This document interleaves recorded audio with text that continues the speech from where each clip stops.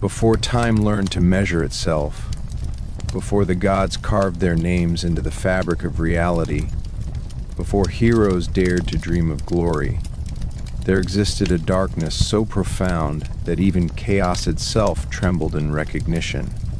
And from this primordial abyss emerged a being whose very existence would redefine the boundaries between beauty and horror, between creation and annihilation, between the divine order that mortals worshipped and the ancient forces that predated all worship. Her name was Echidna, the mother of monsters, and her story begins not with birth, but with the collision of two oceanic titans whose union would shake the foundations of existence itself. Deep beneath the wine-dark waters where sunlight surrenders to eternal night, where pressure crushes mountains into dust and ancient leviathans drift through abyssal trenches, the primordial sea god Phorcys ruled a kingdom of nightmares that mortal sailors could scarcely imagine, his domain extending beyond mere physical waters into the psychological depths of human terror, that primal fear of the unknown that lurks in every shadow beneath the waves, and his appearance reflected this dominion perfectly. Ancient sources describe him as an elderly deity whose gray hair and beard belied the terrible vigor that coursed through his immortal form, his eyes holding the cold wisdom of creatures that dwelt in absolute darkness, his voice carrying the weight of drowned civilizations and forgotten catastrophes. But Phorcys was merely half of the equation, for his consort Ceto embodied the feminine aspect of oceanic destruction with such completeness that her very name became synonymous with the great whales and sea monsters that inspired both wonder and existential dread in ancient mariners, who glimpsed their massive forms breaching the surface before vanishing into depths that no anchor could reach. And unlike the more familiar sea goddesses who might show mercy when properly appeased with offerings and prayers, Ceto represented the implacable devouring nature of the ocean itself, that fundamental truth that the sea gives life with one hand while taking it away with the other, nurturing vast ecosystems while simultaneously consuming everything that enters its embrace. Their union transcended simple divine reproduction to become a cosmic event that symbolized the convergence of masculine and feminine aspects of primordial chaos. And from this convergence emerged offspring that would challenge the very concept of natural order.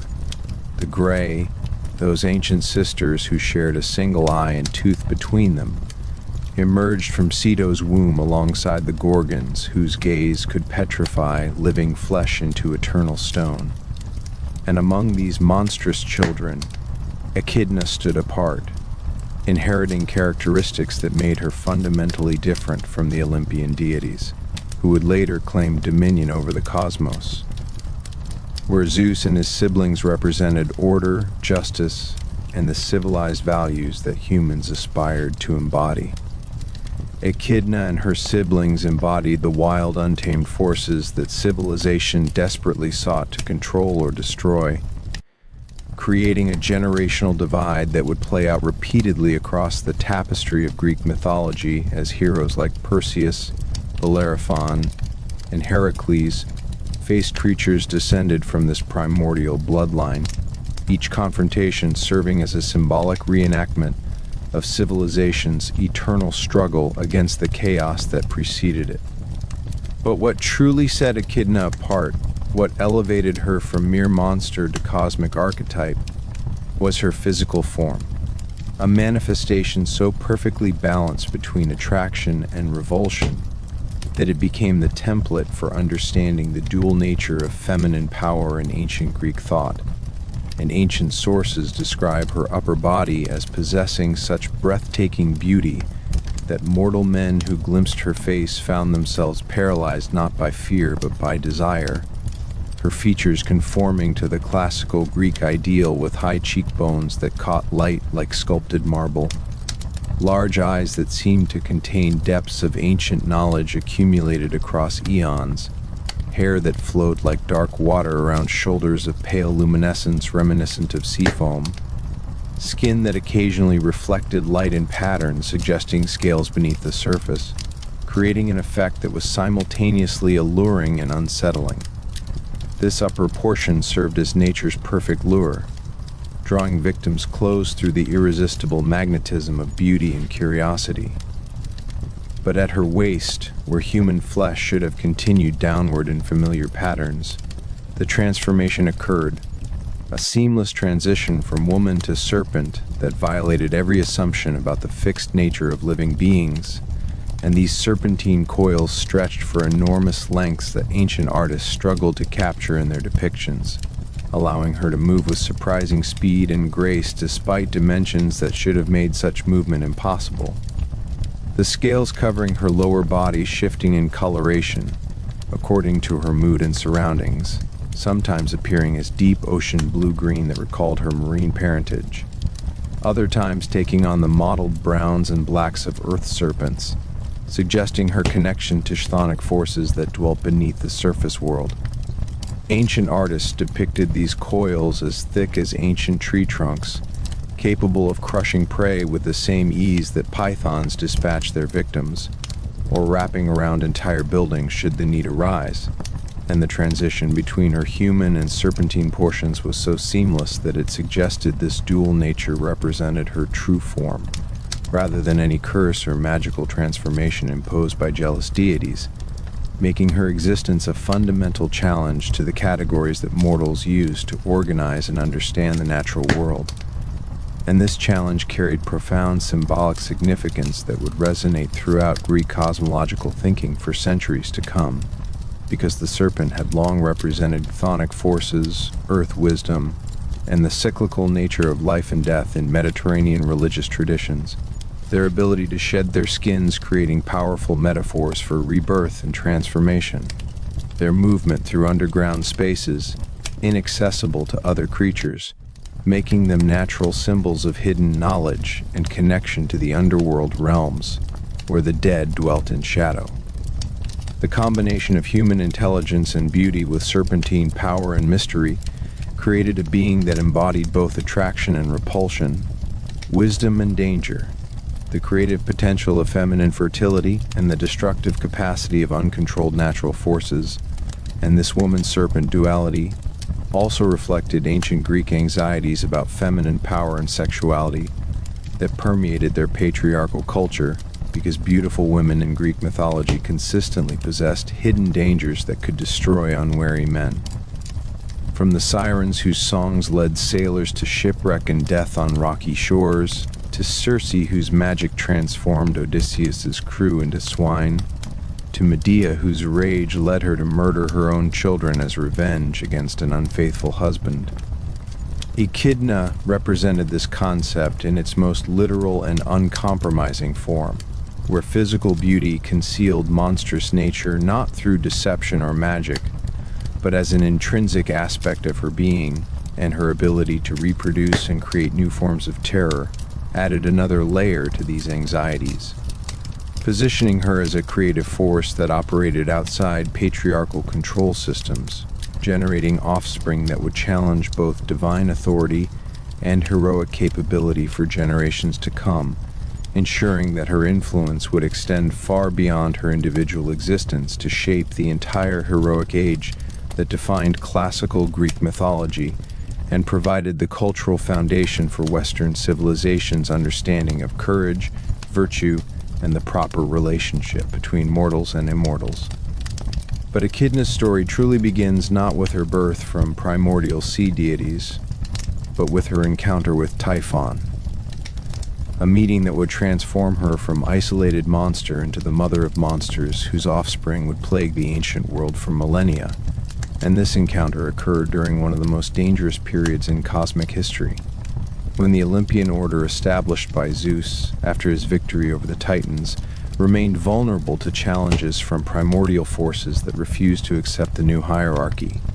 And Typhon emerged from the depths of Tartarus with a singular purpose that burned in his 100 dragon heads like unquenchable fire, to challenge Zeus and overthrow the Olympian order that had displaced the ancient Titans, restoring power to the primordial beings who had ruled before the current generation of gods claimed dominion over earth, sea, and sky. Typhon's appearance defied conventional description in ways that pushed ancient poets to the limits of their considerable linguistic capabilities. Because how does one adequately describe a being whose head scraped the very stars while his feet remained planted on Earth, whose massive form dwarfed mountains and caused earthquakes with each footstep, whose body combined human and draconic features in proportions that should have been impossible yet somehow maintained coherent functionality? Ancient sources describe his torso as maintaining roughly humanoid proportions despite its enormous scale.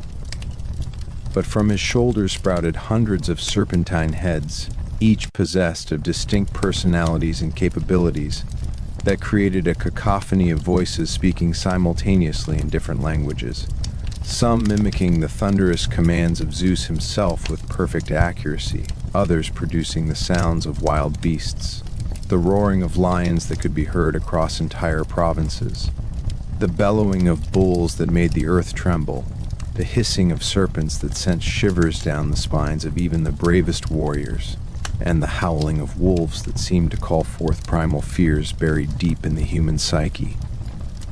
His eyes blazed with fire that rivaled the sun's intensity, capable of melting stone and boiling rivers when he focused his gaze with intent, while his breath could reduce forests to ash and transform fertile valleys into lifeless wastelands, and wings that could eclipse entire cities spread from his back, generating hurricane-force winds with each movement that could flatten buildings and uproot ancient trees, making his approach visible from hundreds of miles away as the sky itself darkened beneath his shadow.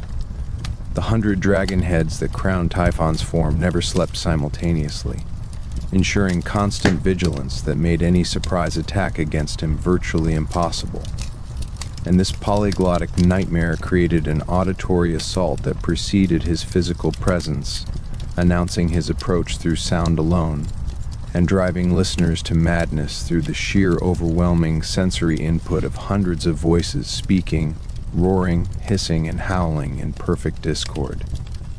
Echidna first encountered this primordial force during his march toward Mount Olympus, as Typhon gathered allies and resources for his assault on the divine hierarchy, and the meeting occurred in the wild borderlands between the mortal world and divine realms, where ancient powers still held sway, and the newer Olympian influence remained tenuous at best, creating neutral ground where beings of their magnitude could interact without immediately triggering divine intervention. Unlike the calculated political alliances that characterized relationships among the Olympian gods, who married and formed partnerships based on strategic considerations and the consolidation of power, the attraction between Echidna and Typhon operated on a deeper, more fundamental level that transcended conscious decision-making to tap into cosmic forces that predated rational thought itself. And their initial encounter revealed the profound compatibility between their natures that suggested their union had been ordained by forces older than Zeus himself. Both beings embodied aspects of primordial chaos that predated the current cosmic order, and Echidna's serpentine lower body resonated with Typhon's draconic features, creating a visual harmony that ancient artists would struggle to capture in their depictions, suggesting that they represented complementary aspects of the same fundamental force rather than separate entities who happened to meet by chance. Her ability to produce monstrous offspring complemented his role as the ultimate challenger to divine authority, promising a partnership that could generate creatures capable of threatening the very foundations of Olympian power.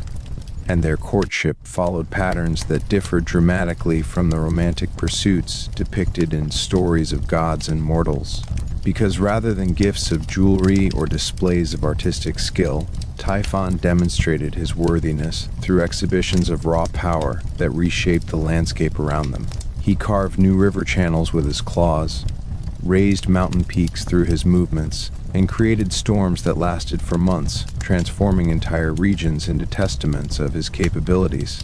Echidna responded by revealing the full extent of her own capabilities, summoning creatures from the depths of the earth, and demonstrating her mastery over the serpentine forces that connected the surface world to the underworld realms, proving that she was no mere passive recipient of his attention, but an equal partner whose power complemented and enhanced his own. and their union represented a convergence of complementary aspects of primordial power that would have profound implications for the cosmic balance. Typhon embodied the masculine principle of destruction and direct challenge. His nature focused on confronting established authority through overwhelming force and undeniable physical superiority, while Echidna represented the feminine principle of creation and indirect influence, her power manifesting through the generation of offspring that would pursue long-term campaigns against the forces of order, creating a sustained resistance that could outlast any single confrontation or battle. Together, they formed a partnership capable of sustaining resistance to Olympian rule across multiple generations, ensuring that even if Typhon himself fell in battle against Zeus, the struggle would continue through their monstrous children, and the cosmic significance of their marriage extended beyond personal compatibility to encompass fundamental questions about the nature of divine authority and cosmic order that would perplex ancient philosophers and theologians for centuries.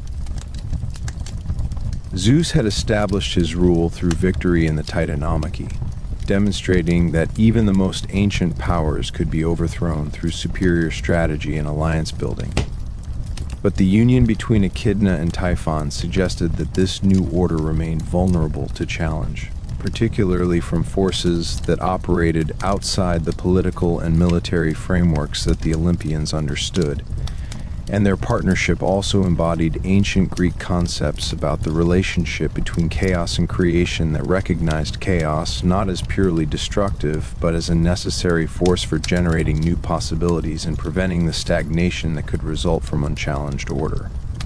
The monsters produced by Echidna and Typhon would serve as catalysts for heroic achievement, providing the challenges that transformed ordinary mortals into legendary figures whose names would echo through eternity. Because without these threats, the heroic cycle that validated Olympian rule would cease to function, potentially leading to divine irrelevance as mortals found no reason to worship gods who provided no protection against genuine dangers, and this created a paradoxical situation where the greatest threats to Olympian authority also served essential functions in maintaining that authority by providing opportunities for divine intervention and heroic achievement that reinforced the cosmic hierarchy. Deep beneath the surface of the known world, far from the light of Helios's chariot and the watchful eyes of the Olympians, there existed a realm that defied mortal comprehension. This was Echidna's domain, a place where the very fabric of reality seemed to twist and writhe like living serpents, where shadows breathed and darkness had weight and substance. The entrance to her lair was hidden in the most desolate regions of ancient Greece, in places where even the bravest warriors feared to tread. Some legends placed it in the volcanic wastelands of Cilicia, where the earth itself seemed to bleed fire and ash. Others whispered of caverns beneath Mount Etna, where the imprisoned Titan Typhon's rage still shook the foundations of the world. Still others spoke of a chasm in Arcadia, so deep and dark that no torch could illuminate its depths, no rope could measure its distance to the bottom. But wherever the entrance lay, all accounts agreed on one terrifying truth. Those who ventured too close could hear things that should not be heard. The hissing of 1,000 serpents, the beating of leathery wings, the growls and roars of creatures that had no names in any mortal tongue, and beneath it all, a sound that chilled the blood more than any monster's cry, the soft, almost gentle humming of a mother singing to her children. The cavern itself was a masterpiece of primordial architecture, carved not by tools or time, but by the very essence of chaos itself. The walls were not stone, but something that resembled petrified darkness, smooth and cold to the touch, yet somehow alive with an inner pulse. Veins of a substance that glowed with a sickly phosphorescence ran through the rock like the circulatory system of some vast, sleeping god. The air was thick and humid, carrying the scent of sulfur, ancient blood, and something else. something sweet and cloying that made mortals dizzy and disoriented. As one descended deeper into Echidna's realm, the natural laws of the world above began to lose their grip. Gravity became a suggestion rather than a rule. Time flowed strangely, sometimes racing forward, sometimes crawling backward. A man might walk for what felt like hours only to emerge moments after he entered, or he might spend what seemed like minutes in the depths only to find that decades had passed in the world above. The deeper chambers were vast beyond measure, their ceilings lost in darkness so complete it seemed solid. Stalactites hung like the fangs of some cosmic beast, dripping not water but a viscous substance that hissed and steamed when it struck the floor. In some places, the walls were covered with what appeared to be ancient carvings, but these were not made by mortal hands. They depicted scenes from before the Age of Gods, from the time when chaos ruled supreme and the Titans walked the earth as giants.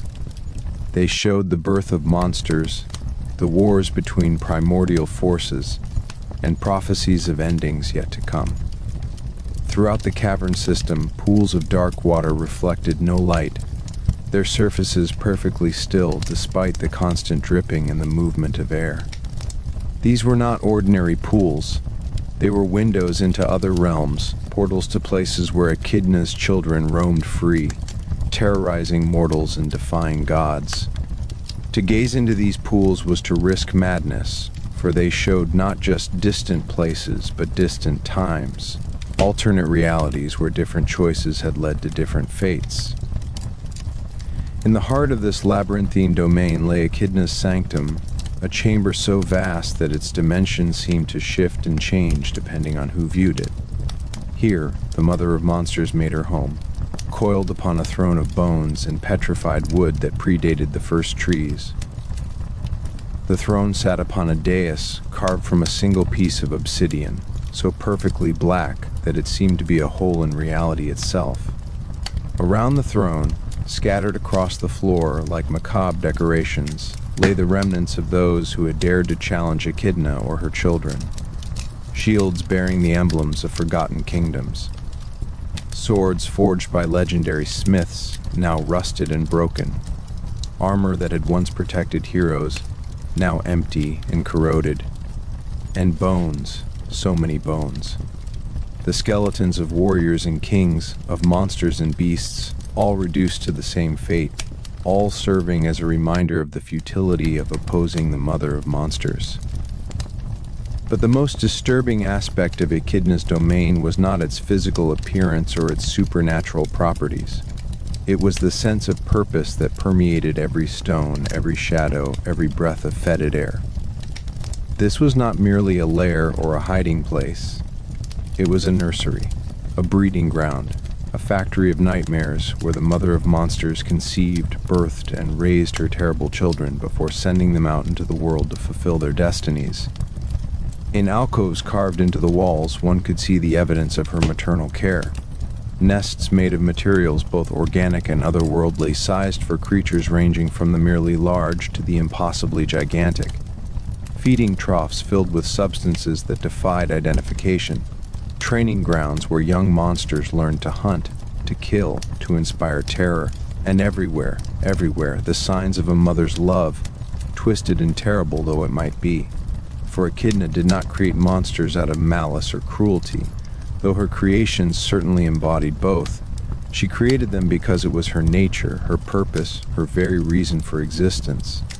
Just as a mortal mother might feel an overwhelming urge to nurture and protect her children, Echidna felt an equally powerful drive to bring forth beings of power and terror. Each monster she birthed was, in her eyes, perfect. Each was a masterpiece of form and function designed to fulfill a specific role in the grand tapestry of fate. And so she tended to them with a devotion that would have been touching if it were not so horrifying. She nursed them with milk that was said to grant immortality and strength beyond measure. She taught them the secrets of their own natures, how to use their unique abilities to maximum effect. She sang to them in a language older than Greek, older than any mortal tongue. a language of hisses and growls that somehow conveyed love and pride and terrible purpose. When her children were ready, when they had grown strong enough and learned enough, she would send them forth from her domain with a mother's blessing and a mother's tears. She would watch them go, knowing that many would face heroes, that many would fall to the swords and arrows of those who called themselves champions of justice. But she did not try to stop them or protect them from their fates, for she understood, perhaps better than anyone, that her children had roles to play in the great drama of existence. Some of her offspring would become guardians, set to protect sacred places or treasures of immense power.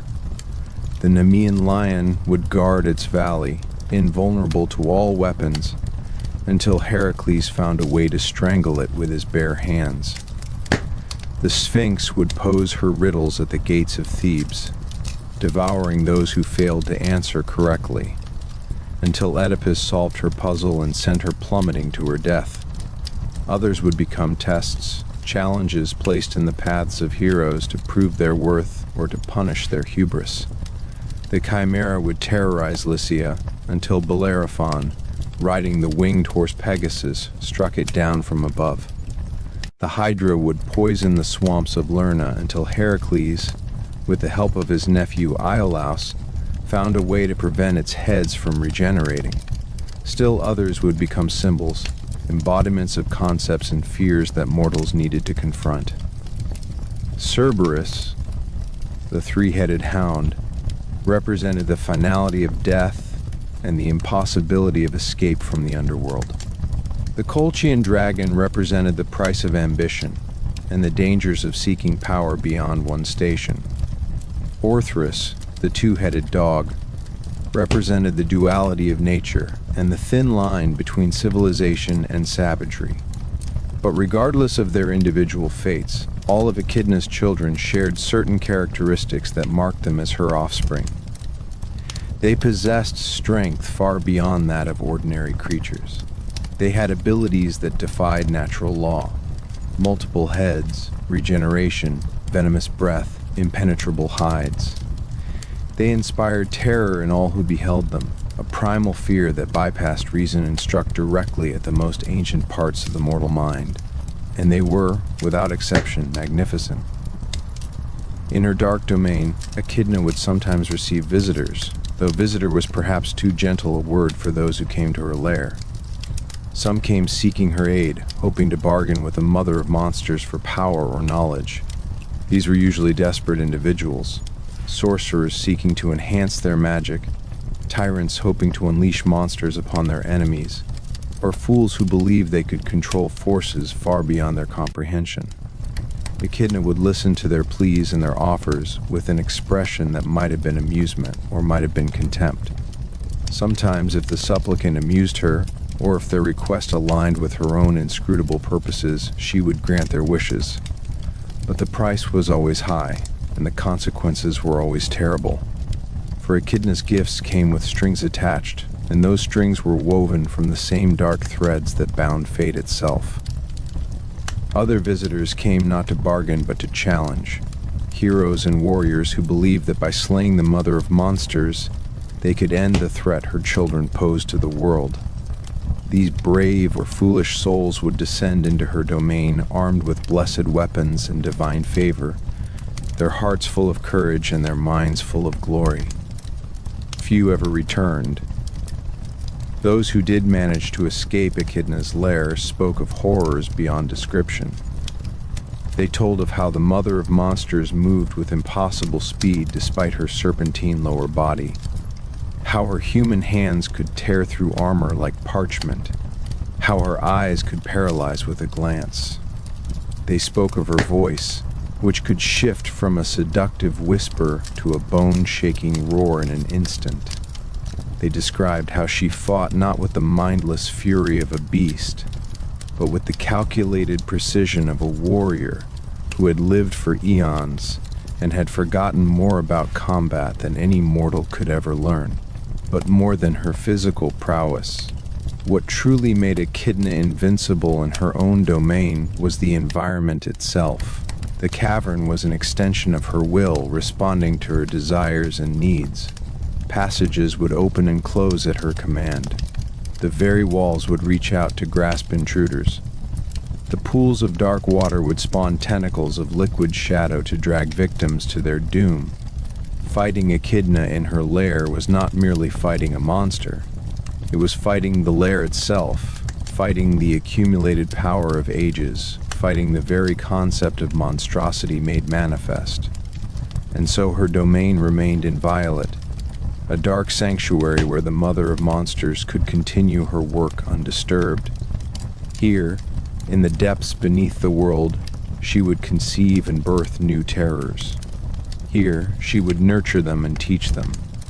Here, she would send them forth to fulfill their destinies, to challenge heroes, to guard treasures, to embody fears, to remind mortals that for all their civilization and their gods, there were still forces in the world that they could not control, could not understand, could not defeat. The serpent's domain was more than just a lair. It was a statement, a declaration, a promise, and a threat. It said to gods and mortals alike, "I am Echidna, mother of monsters, and I will never be tamed. My children will walk the earth long after your heroes have turned to dust. My legacy will endure when your civilizations have crumbled to ruins. I am eternal, I am inevitable, I am the nightmare that never ends." And in the darkness of her sanctum, coiled upon her throne of bones, Echidna would smile, a smile that was beautiful and terrible in equal measure, and continue her work, for she had monsters to birth, and the world was waiting. To understand the true horror of Echidna's legacy, one must first understand the union that made it possible. For the mother of monsters did not create her children alone. She had a partner, a mate whose power and malevolence matched, and perhaps even exceeded, her own. His name was Typhon, and he was the most fearsome creature ever to challenge the supremacy of the Olympian gods. The story of how Echidna and Typhon came together is itself a tale of cosmic significance, a dark romance that would have consequences echoing through the ages.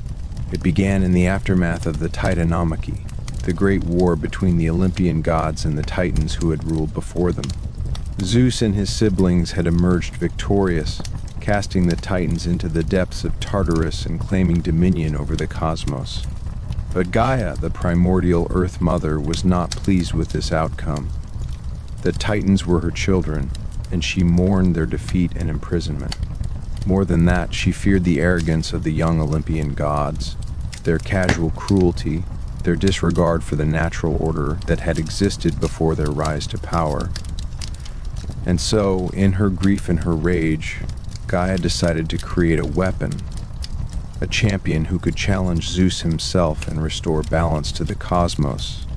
From the deepest pits of Tartarus, from the union of Gaia and Tartarus itself, Typhon was born. And what a birth it was!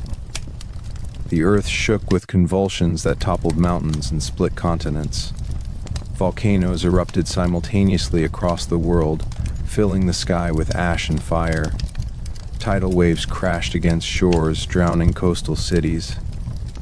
The very fabric of reality seemed to tear as this ultimate monster forced his way into existence. When Typhon finally emerged, the gods themselves trembled. He was a creature of such immense size and power that descriptions of him varied wildly, as if mortal minds could not fully comprehend what they were seeing. Some accounts described him as tall enough that his head brushed the stars, his arms so long that when he stretched them out, one hand touched the eastern horizon and the other the western. His lower body was composed of gigantic serpent coils that could wrap around mountains. From his shoulders sprouted 100 dragon heads, each capable of breathing fire, ice, poison, or pure destructive force. His eyes blazed with an inner fire that could melt stone. His voice was not one sound but many. The roaring of lions, the bellowing of bulls, the hissing of serpents, the howling of wolves, and beneath it all, a sound like the grinding of tectonic plates, the voice of the earth itself crying out in rage. When he moved, hurricanes followed in his wake. When he breathed, the air itself became toxic. When he spoke, his words had the power to unmake reality. Typhon's assault on Olympus was swift and devastating. The monster stormed the home of the gods with a fury that had never been seen before or since. The lesser deities fled before him, some transforming into animals to hide, others simply vanishing into the farthest corners of the cosmos. Even the great Olympians found themselves hard-pressed to stand against this ultimate threat. Zeus, the king of the gods, the wielder of the thunderbolt, the one who had overthrown his own father Cronus, found himself in the fight of his existence. The battle between Zeus and Typhon raged across the heavens and the earth, reshaping the landscape of the ancient world. Mountains were leveled, seas boiled, the sky itself seemed to crack under the force of their conflict. For a time, it seemed that Typhon might actually win. In some versions of the myth, the monster actually defeated Zeus, tearing the sinews from the god's body and hiding them away, leaving the king of the gods helpless and humiliated. It took the intervention of other gods, Hermes and Pan in some tellings, other deities in others, to restore Zeus and give him a chance to continue the fight. The final confrontation was apocalyptic. Zeus unleashed the full fury of his thunderbolts, strikes of lightning so powerful they could shatter mountains and boil oceans. Typhon responded with all 100 of his dragon heads breathing destruction in every direction. The battle raged for days, weeks, perhaps even years. Time itself seemed to lose meaning in the face of such cosmic violence. In the end, Zeus emerged victorious, but only barely. The king of the gods managed to trap Typhon beneath Mount Etna in Sicily, imprisoning the monster under countless tons of volcanic rock. But even in defeat, Typhon's power remained. The volcanic eruptions of Etna were said to be Typhon's breath, still trying to break free. The earthquakes that shook the region were his struggles against his prison. And his rage, his hatred, his desire for vengeance, these things never diminished, never faded, never died. But before his imprisonment, before his final battle with Zeus, Typhon had found Echidna. The meeting of these two supreme monsters was inevitable, as if fate itself had decreed that such beings must find each other. Some myths suggested that Gaia herself arranged the union, hoping that the offspring of Typhon and Echidna would succeed where Typhon alone had failed. Others claimed that the two monsters were drawn together by a mutual recognition, like calling to like, darkness seeking darkness. Their courtship, if it could be called that, was unlike any romance in mortal or divine history. There were no flowers, no poetry, no gentle words of affection. Instead, there was a recognition of power, a mutual respect between two beings who stood apart from and above the normal order of existence. When Typhon looked upon Echidna, he saw not just beauty but strength, not just femininity but ferocity. When Echidna looked upon Typhon, she saw not just power but purpose, not just destruction but potential. They came together in Echidna's cavern, deep beneath the earth, in a union that shook the foundations of the world. The coupling of Typhon and Echidna was a cosmic event, a merging of primordial forces that would have consequences far beyond the personal. The earth trembled, the seas raged, the sky darkened. And from this unholy union, the most terrible monsters in all of Greek mythology would be born. Their first child was Orthrus, the two-headed dog who would later guard the cattle of the giant Geryon. Even as a newborn, Orthrus displayed the characteristics that would make him feared throughout the ancient world. His two heads could look in different directions simultaneously, making him the perfect guardian. His teeth could tear through bronze. His bark could paralyze with fear, and he possessed an intelligence far beyond that of any normal animal, and cunning inherited from both his parents. Next came Cerberus, the three-headed hound who would become the guardian of the underworld. Larger and more fearsome than his brother Orthrus, Cerberus was a masterpiece of terrifying design. His three heads represented past, present, and future, allowing him to see all who approached from any direction and any time. His bite was venomous, his claws could rend spirits as easily as flesh, and his very presence inspired such dread that even the shades of the dead feared him. Hades himself would claim Cerberus as his own, recognizing in the monster the perfect guardian for the gates of the underworld. Then came the Lernaean Hydra, perhaps the most infamous of all Echidna's children. This serpentine monster possessed multiple heads. The number varied in different tellings, from 7 to 9 to even 100, and the terrifying ability to regenerate. Cut off one head, and two would grow in its place. The Hydra's breath was poisonous. Its blood was so toxic that even its scent could kill, and it possessed an immortal head that could not be destroyed by any mortal means. It would take the greatest of all Greek heroes, Heracles himself, to finally defeat the Hydra, and even then, only through cleverness and the help of his nephew Iolaus. The Chimera was born next, a creature so bizarre and terrifying that its very name would become synonymous with impossible things. With the head of a lion, the body of a goat, and the tail of a serpent, the Chimera breathed fire and possessed the strength and ferocity of all three animals combined. It would terrorize the region of Lycia until the hero Bellerophon, riding the winged horse Pegasus, managed to slay it by shooting arrows down its throat. Echidna also birthed the Nemean lion, whose golden fur was impervious to all weapons. Arrows bounced off it, swords shattered against it, spears could not pierce it. This invulnerability made the Nemean lion seemingly invincible, and it terrorized the region of Nemea for years until Heracles, in the first of his famous 12 labors, managed to strangle it with his bare hands, and then used the lion's own claws to skin it, afterward wearing its pelt as armor. The Sphinx was another of Echidna's daughters, a creature with the head of a woman, the body of a lion, and the wings of an eagle. But the Sphinx's true weapon was not physical, it was her riddle.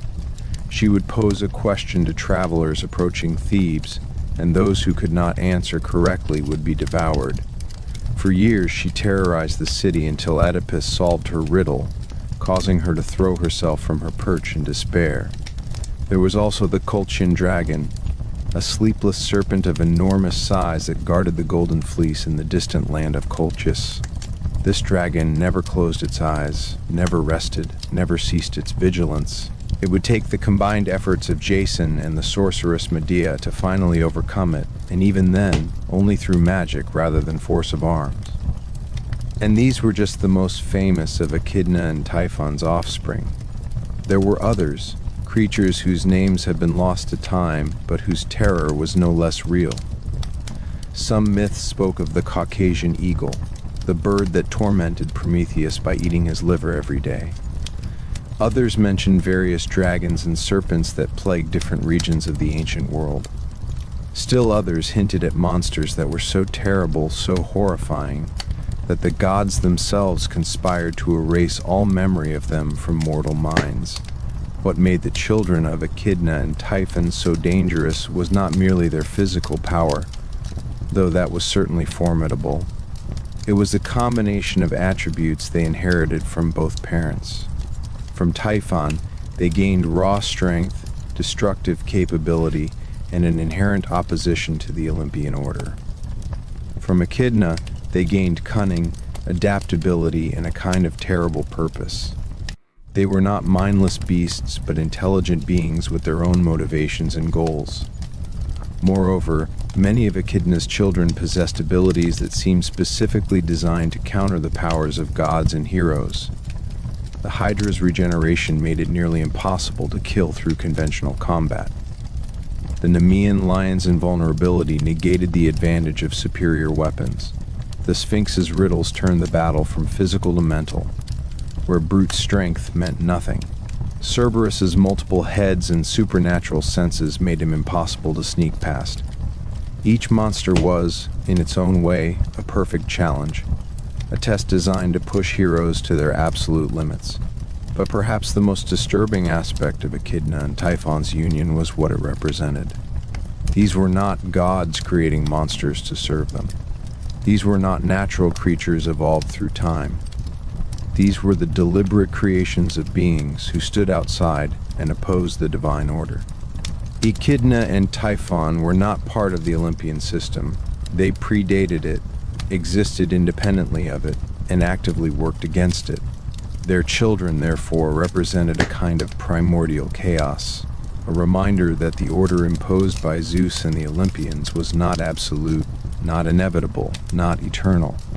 Every monster that Echidna birthed was a challenge to that order, a test of its strength, a crack in its foundation. And though heroes would rise to meet these challenges, though the monsters would eventually fall, the very fact of their existence proved that the age of chaos had not truly ended, that the primordial forces had not been completely vanquished. Even after Typhon's imprisonment beneath Mount Etna, the union between him and Echidna continued to bear fruit. Some myths suggested that Echidna could still visit her mate in his prison, descending through secret passages to the volcanic chambers where he lay trapped. Others claimed that their connection was so strong that physical proximity was unnecessary, that Echidna could conceive children from Typhon's essence alone, drawing on the power that still radiated from his prison. And so the monsters continued to appear generation after generation, each one a testament to the unholy union of the two greatest monsters in Greek mythology.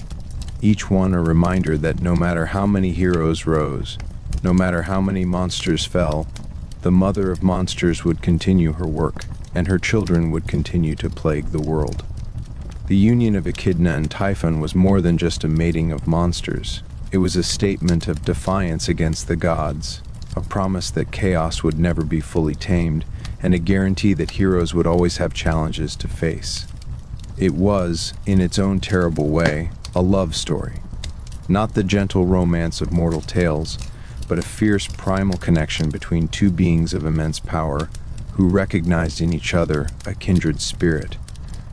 And from that dark love, nightmares were born. To truly comprehend the scope of Echidna's influence on the ancient world, one must examine her children in detail, not merely as monsters to be slain by heroes, but as complex beings, each with their own nature, their own purpose, their own terrible beauty. This is the Gallery of Nightmares, a catalog of terror that shaped the very fabric of Greek mythology and continues to haunt our collective imagination to this day.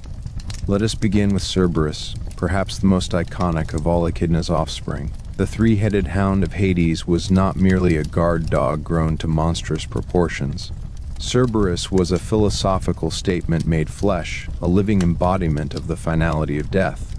His three heads were said to represent different aspects of time, past, present, and future, symbolizing that death comes for all, regardless of when they lived or what they accomplished. Some accounts gave him 50 heads, or even 100, each one representing a different path to the underworld, a different way that mortals could meet their end. Cerberus's appearance was terrifying beyond measure. Each of his three heads bore rows of razor-sharp teeth, capable of tearing through flesh, bone, and even the incorporeal forms of spirits. His eyes glowed with an infernal light, seeing not just the physical form of those who approached, but their very souls, their sins, their secrets. His bark was said to be so loud and so terrible that it could be heard throughout all the levels of the underworld, a constant reminder to the dead that there was no escape from their eternal prison. But what made Cerberus truly fearsome was not his physical attributes, but his role and his intelligence. He was not a mindless beast, but a cunning guardian who understood his purpose perfectly. He allowed the dead to enter the underworld freely. After all, that was their destiny, their inevitable fate. But he prevented them from leaving with a ferocity that was absolute. The dead could not trick him, could not bribe him, could not fight him. He was the ultimate enforcer of the natural order, ensuring that death remained permanent, that the boundary between life and death remained inviolate. Only a handful of heroes ever managed to bypass Cerberus, and each did so through extraordinary means. Orpheus, the legendary musician, lulled the beast to sleep with music so beautiful that even the embodiment of death's finality could not resist it. Heracles, in his 12th and final labor, wrestled Cerberus into submission using nothing but his bare hands and his indomitable will, dragging the monster to the surface world before returning him unharmed to Hades. The Sibyl of Cumae drugged Cerberus with a honey cake laced with soporific herbs to allow Aeneas to pass. Each of these victories was temporary, and Cerberus always returned to his post, eternal and unchanging. Next in our gallery is the Lernaean Hydra, a creature whose very existence seemed designed to mock the concept of victory. The Hydra made its lair in the swamps of Lerna, a fetid, poisonous place where the water itself was toxic and the air was thick with noxious fumes. The monster's body was serpentine, massive beyond measure, with multiple heads rising from a single trunk. The exact number of heads varied in different accounts, 7, 9, or even 100, but all agreed on the Hydra's most terrifying characteristic, its ability to regenerate. When a hero cut off one of the Hydra's heads, 2 would grow back in its place, making the monster stronger with each wound inflicted upon it. This regenerative ability turned conventional combat tactics into a losing proposition. The more you fought the Hydra, the more powerful it became. It was a perfect metaphor for certain types of problems. The more you struggle against them, the worse they become. But the Hydra's regeneration was not its only weapon. Its breath was poisonous, capable of killing with a single inhalation. Its blood was so toxic that even the fumes rising from it could prove fatal. Heracles, when he finally defeated the Hydra, would dip his arrows in its blood, creating weapons so deadly that even the slightest scratch would prove fatal. These poisoned arrows would go on to cause tragedy after tragedy, killing friends and foes alike, spreading the Hydra's poison long after the monster itself was dead. The Hydra also possessed one immortal head, a head that could not be killed by any means. When Heracles finally defeated the monster, he had to bury this immortal head under a massive boulder, trapping it but unable to destroy it. Some legends claimed that the immortal head still lived beneath that stone, still conscious, still aware, eternally imprisoned but never truly dead. A fate perhaps worse than death itself. The Chimera represented a different kind of horror, the horror of the impossible made real. With the head of a lion, the body of a goat, and a serpent for a tail, the Chimera was a biological impossibility, a creature that should not and could not exist according to any natural law. Yet exist it did, and it terrorized the region of Lycia with a ferocity that matched its bizarre appearance. The Chimera breathed fire, a trait inherited from its father Typhon. But this was not ordinary fire. It was a supernatural flame that could melt stone, boil water instantly, and burn with such intensity that it could be seen from miles away. The monster used this fire breath with devastating effect, incinerating villages, destroying crops, and leaving a trail of ash and death wherever it went. What made the Chimera particularly dangerous was the combination of attributes from its 3 component animals. It had the strength and ferocity of a lion, the agility and sure-footedness of a goat, and the venomous cunning of a serpent.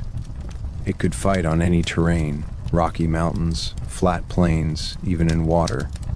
It could attack from multiple angles simultaneously, with its lion head biting, its serpent tail striking, and its fire breath incinerating everything in between. The hero Bellerophon only managed to defeat the Chimera through a combination of divine aid and clever tactics. Riding the winged horse Pegasus, Bellerophon attacked from above, staying out of reach of the monster's physical attacks. He then used a spear tipped with lead, driving it into the Chimera's throat. The monster's own fire breath melted the lead, which then flowed down its throat and solidified in its stomach, killing it from within. It was a victory of intelligence over brute force, of strategy over strength. The Nemean lion represented yet another facet of Echidna's terrible creativity. This was not a creature of multiple parts or supernatural abilities. It was simply a lion, but a lion perfected, a lion elevated to the status of an ultimate predator. Its most notable feature was its golden fur, which was completely impervious to all weapons. Arrows bounced off it harmlessly, swords shattered against it, spears could not pierce it, even the weapons of the gods could not harm it. This invulnerability made the Nemean lion a seemingly invincible foe. It terrorized the region of Nemea for years, killing livestock and people with equal ease, secure in the knowledge that no weapon could harm it. Warriors and heroes came from across Greece to try their luck against the beast, and all failed. The valley of Nemea became littered with broken weapons and the bones of those who had tried and failed to slay the monster. Heracles, in the first of his 12 labors, approached the problem differently. Recognizing that weapons were useless, he instead used his bare hands, wrestling the lion in its own cave and eventually strangling it to death. Even then, the challenge was not over. Heracles needed to skin the lion to claim its pelt as proof of his victory, but no knife could cut through the invulnerable hide. He finally succeeded by using the lion's own claws, the only thing sharp enough to pierce its skin. The Sphinx brought a different kind of terror to the ancient world, the terror of the mind rather than the body. With the head of a woman, the body of a lion, and the wings of an eagle, the Sphinx was beautiful and terrible in equal measure. She perched on a cliff outside the city of Thebes, stopping all travelers and posing them a riddle. Those who could not answer correctly were devoured on the spot. The Sphinx's famous riddle, what walks on 4 legs in the morning, 2 legs at noon, and 3 legs in the evening, seems simple to modern audiences who know the answer: a human who crawls as a baby, walks upright as an adult, and uses a cane in old age. But in the context of ancient Greece, where such riddles were not common knowledge, it was a genuine challenge. The Sphinx devoured countless travelers, nobles, and even princes of Thebes before Oedipus finally solved the riddle. What made the Sphinx particularly terrifying was the psychological aspect of her challenge. She did not simply attack, she gave her victims a chance, however slim, to survive. This created a false hope, a belief that intelligence and wit could overcome the monster. But for most, this hope was cruelly dashed, making their deaths even more tragic. The Sphinx represented the danger of hubris, the belief that human intelligence alone could overcome any challenge. Orthrus, the 2-headed dog, was in many ways a prototype for his more famous brother Cerberus. Smaller than Cerberus but no less fierce, Orthrus served as the guardian of the cattle of Geryon, a 3-bodied giant who lived on the island of Erythea. Orthrus's 2 heads allowed him to watch in multiple directions simultaneously, making him an ideal guardian. He was eventually slain by Heracles during the hero's 10th labor, but not before proving himself a formidable opponent. The Colchian dragon was another of Echidna's serpentine children, a massive creature that never slept. It guarded the golden fleece in the distant land of Colchis, coiled around the tree from which the fleece hung. The dragon's sleeplessness made it the perfect guardian. It could not be caught off guard, could not be ambushed, could not be waited out. It was eternally vigilant, eternally awake, eternally ready to defend its charge. Jason and the Argonauts only managed to bypass the Colchian dragon through the magical intervention of Medea, who used her sorcery to finally put the sleepless beast to sleep. Even then, the dragon's slumber was temporary, and it would wake again to continue its eternal vigil. The Colchian dragon represented the impossibility of eternal vigilance, the toll that constant watchfulness takes. Yet somehow this monster achieved what should have been impossible. The Caucasian eagle, though less famous than some of Echidna's other children, was perhaps the most cruel. This enormous bird was tasked with tormenting Prometheus, the titan who had stolen fire from the gods and given it to humanity. Every day, the eagle would fly to the mountain where Prometheus was chained and eat his liver. Every night, the liver would regenerate, only to be eaten again the next day. This torture continued for thousands of years until Heracles finally slew the eagle and freed Prometheus. The Caucasian eagle represented the concept of eternal punishment, of suffering without end or purpose beyond the suffering itself. It was not a guardian or a test, but an instrument of divine vengeance. a reminder that the gods could be petty and cruel, and that their punishments could last forever. Beyond these famous monsters, Echidna birthed countless others whose names and deeds have been lost to time.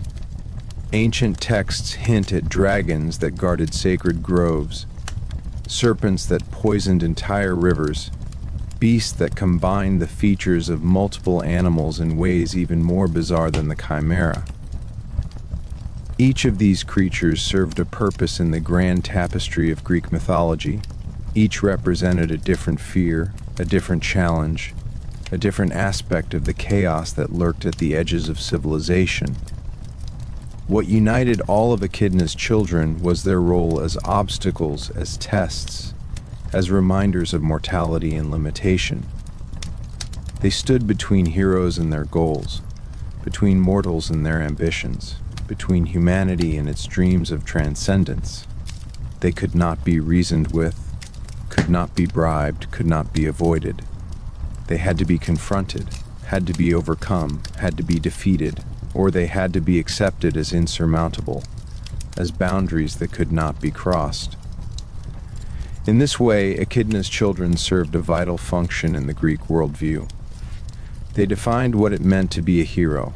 Without monsters to slay, there could be no heroes. Without impossible challenges, there could be no legendary victories.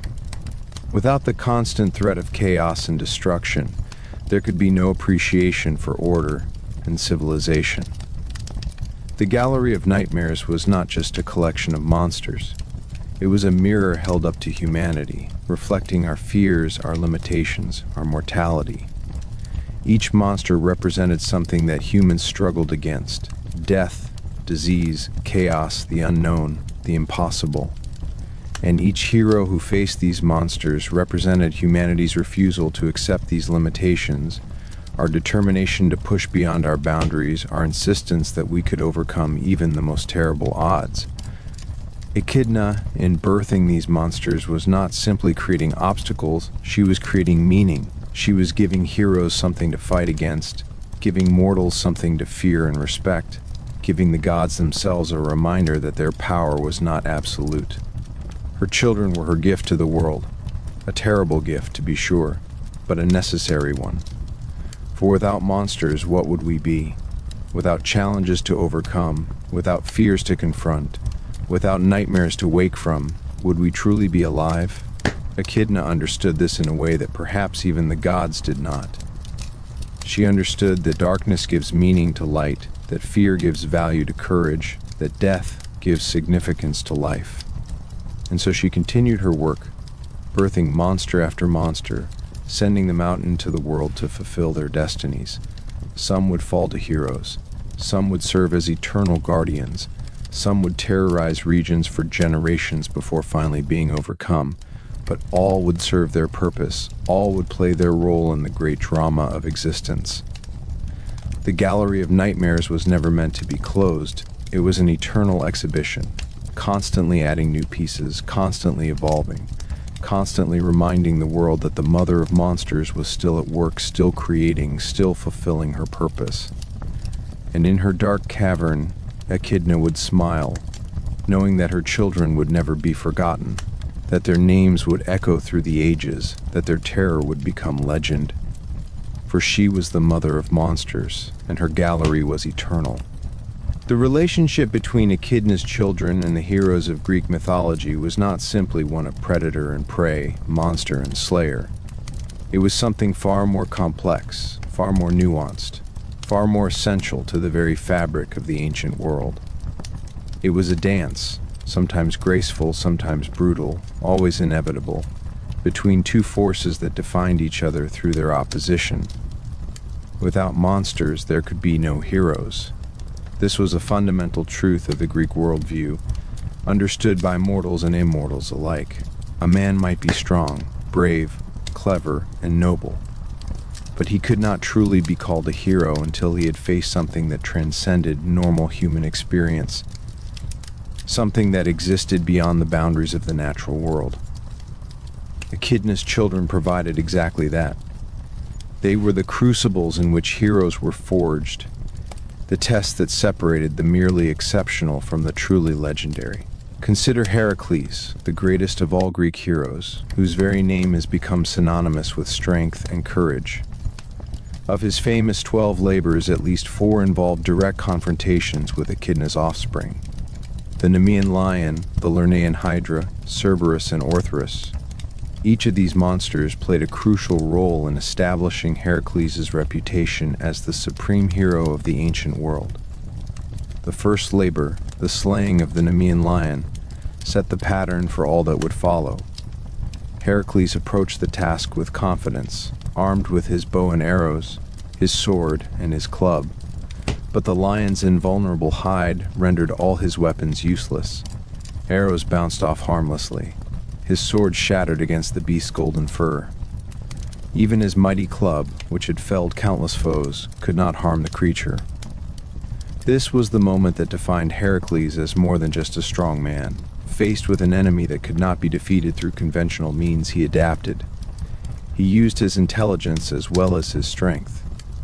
He tracked the lion to its cave, blocked one entrance, and confronted the beast in close quarters where his weapons would not matter. The wrestling match that followed was epic, a struggle between raw strength and animal ferocity that lasted for hours. In the end, Heracles prevailed, strangling the lion with his bare hands. But the labor did not end with the lion's death. Heracles needed to bring proof of his victory back to King Eurystheus, which meant he needed to skin the beast. Yet no blade could pierce the invulnerable hide. It was only through observation and ingenuity that Heracles discovered the solution, using the lion's own claws, the only thing sharp enough to cut through its skin. From that day forward, Heracles wore the Nemean lion's pelt as armor, turning the monster's greatest strength into his own protection. The second labor, the slaying of the Lernaean hydra, presented an even greater challenge. The hydra's regenerative ability meant that conventional combat was not just difficult, but counterproductive. Every head Heracles cut off resulted in 2 more growing back, making the monster stronger with each blow. It was a problem that could not be solved through strength alone. Heracles' nephew Iolaus provided the key to victory. As Heracles cut off each head, Iolaus would immediately cauterize the wound with a burning torch, preventing new heads from growing. It was a perfect example of how heroes needed not just personal prowess, but also the ability to work with others, to accept help, to recognize that some challenges required more than individual strength. Even then, the Hydra had one immortal head that could not be killed. Heracles had to bury it under a massive boulder, acknowledging that some things cannot be destroyed, only contained. This was a profound lesson. Not every problem has a perfect solution. Not every enemy can be completely vanquished. Sometimes, the best a hero can do is to neutralize a threat, to render it harmless even if it cannot be eliminated entirely. The 12th and final labor, the capture of Cerberus, was perhaps the most significant. Heracles had to descend into the underworld itself, confront the guardian of the dead, and bring the 3-headed hound back to the surface world. But there was a crucial condition imposed by Hades. Heracles could not use weapons. He had to subdue Cerberus through strength and will alone. The battle between Heracles and Cerberus was more than just a physical contest. It was a confrontation with death itself, with the finality and inevitability that Cerberus represented. By wrestling the hound into submission, Heracles was symbolically proving that even death could be overcome, at least temporarily, by a hero of sufficient strength and determination. Yet even in victory, Heracles showed respect for the monster. He did not kill Cerberus, did not harm him permanently. After showing the beast to King Eurystheus and completing his labor, Heracles returned Cerberus to the underworld, to his rightful place as guardian of the dead. This demonstrated an important principle. Monsters had their roles to play, their purposes to fulfill. They were not simply obstacles to be destroyed, but essential parts of the cosmic order. Bellerophon's confrontation with the Chimera illustrated a different aspect of the hero-monster dynamic. Bellerophon was not a hero of overwhelming physical strength like Heracles. Instead, he relied on divine favor, clever tactics, and the aid of the winged horse Pegasus. His victory over the Chimera came not from direct confrontation, but from attacking from an unexpected angle, literally from above, where the monster could not effectively respond. The method of the Chimera's death was particularly instructive. Bellerophon used a spear tipped with lead, driving it into the monster's throat. The Chimera's own fire breath melted the lead, which then flowed down into its stomach and solidified, killing it from within. In essence, Bellerophon turned the monster's greatest weapon against itself. This was a lesson in how intelligence and strategy could overcome even the most fearsome physical power. Yet Bellerophon's story did not end with his victory over the Chimera.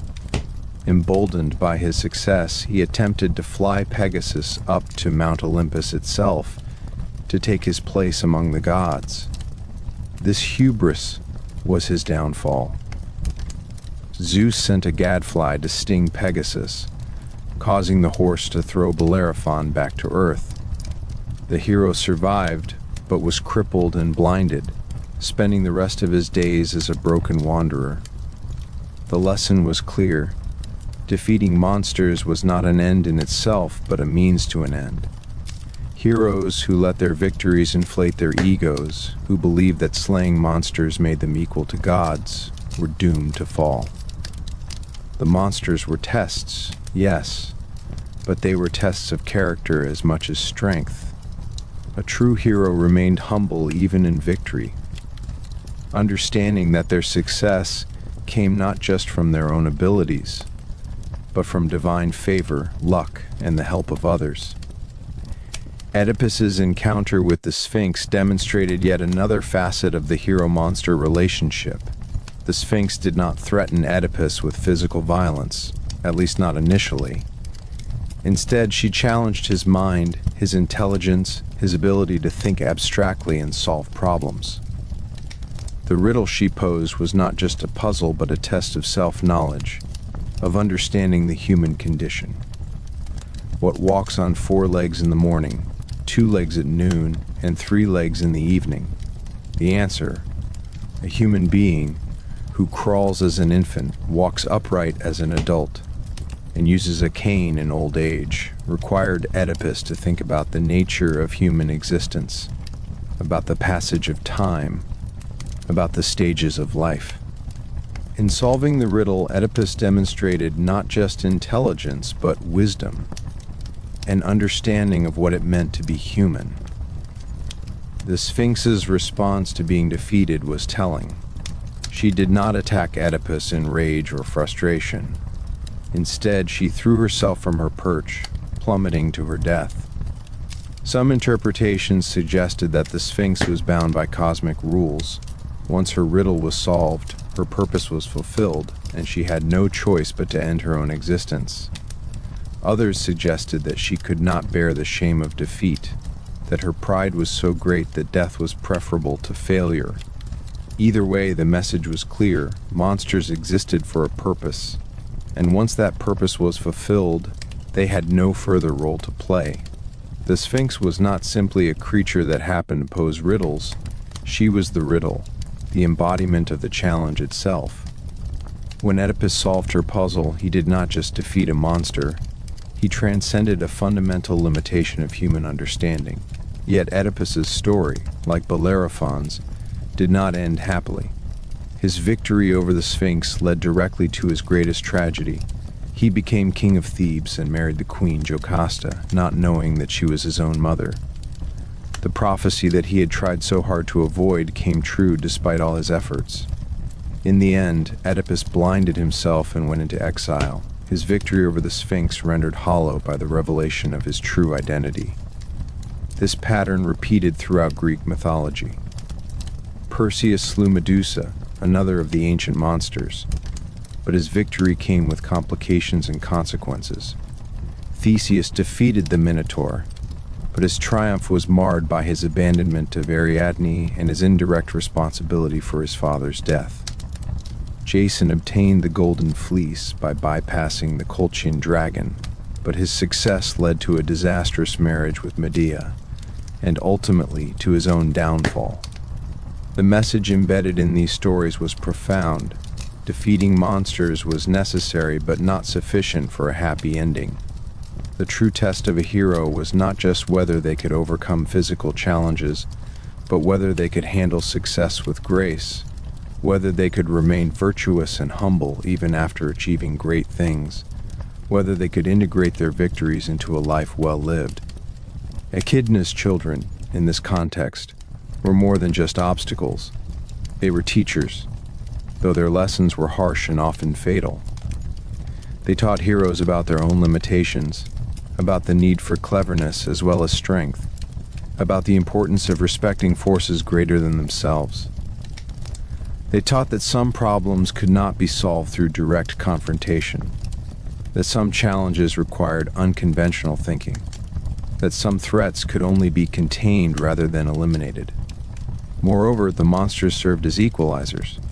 A prince and a peasant might have vastly different resources and opportunities in normal life, but when facing one of Echidna's children, such distinctions mattered little.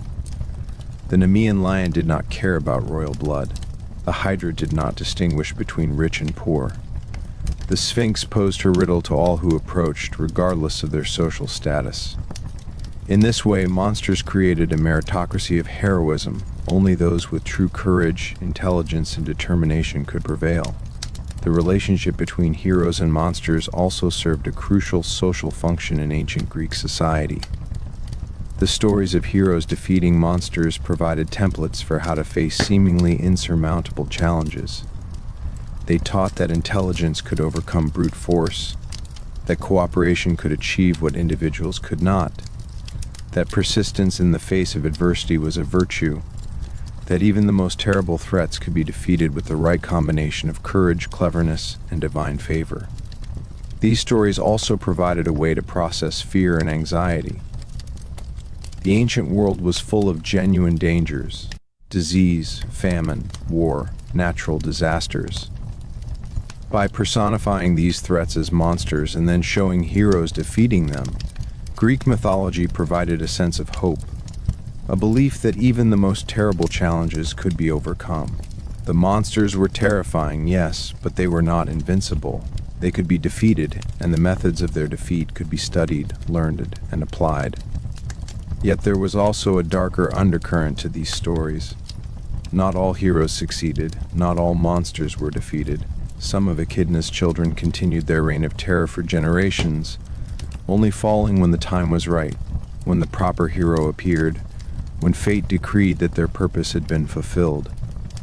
And even when monsters were slain, new ones would appear to take their place, because Echidna was still alive, still breeding, still sending her children out into the world. This created a sense of eternal struggle, a recognition that the battle between order and chaos, civilization and wilderness, humanity and monstrosity, was not something that could be won once and for all. Each generation would have its own monsters to face, its own heroes to rise up, its own stories of triumph and tragedy. The dance between heroes and monsters was not a performance with a final curtain call, but an ongoing improvisation that would continue as long as there were humans to tell the tales. In her dark cavern, Echidna understood this better than anyone. She did not mourn when her children fell to heroes. She did not rage against their defeats or seek vengeance against their slayers. She understood that this was the natural order of things, that her children existed to be challenged, to test heroes, to push mortals to their limits. Their deaths were not failures but fulfillments, the completion of the purpose for which they had been born. And so she continued her work, birthing new monsters, sending them out into the world, knowing that some would become legends, that some would fall to heroes, that some would terrorize regions for generations before finally meeting their match. Each monster was a gift to the world, a challenge to be overcome. a story waiting to be told. The eternal dance continued, heroes and monsters locked in their timeless struggle, each defining the other, each giving meaning to the other's existence. And at the center of it all, coiled upon her throne of bones, the mother of monsters watched and waited and smiled. For she knew that as long as there were heroes, there would need to be monsters. And as long as there were monsters, there would be a need for the mother of monsters. The dance would never end. The relationship between Echidna and the Olympian gods was one of the most complex and paradoxical aspects of Greek mythology. On the surface, it appeared straightforward. The gods represented order, civilization, and cosmic law, while Echidna represented chaos, monstrosity, and primordial wildness. They should have been natural enemies, with the gods seeking to destroy the mother of monsters and everything she represented. Yet the reality was far more nuanced, far more intricate, far more disturbing. The gods never killed Echidna. This fact alone should give us pause. Zeus, who had overthrown his own father and cast the Titans into Tartarus, who had defeated Typhon and imprisoned him beneath a mountain, who wielded the thunderbolt and commanded the forces of heaven, this same Zeus allowed Echidna to live, to continue breeding monsters, to send her children out into the world to terrorize mortals and challenge heroes. Why? The answer lies in understanding the true nature of the Olympian order and the role that monsters played within it. The gods did not simply want peace and harmony.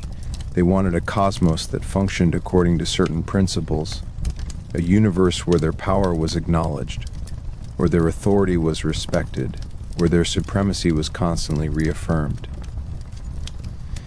And paradoxically, monsters were essential to maintaining this order. Consider the function of heroes in Greek society. Heroes were intermediaries between gods and mortals, beings who possessed some divine blood or divine favor but who remained fundamentally human. They performed tasks that the gods could not or would not perform themselves. Slaying monsters, founding cities, establishing laws, pushing back the boundaries of the known world. Through their deeds, heroes demonstrated the power and favor of the gods, proving that those who served the Olympians could achieve great things. But heroes needed challenges.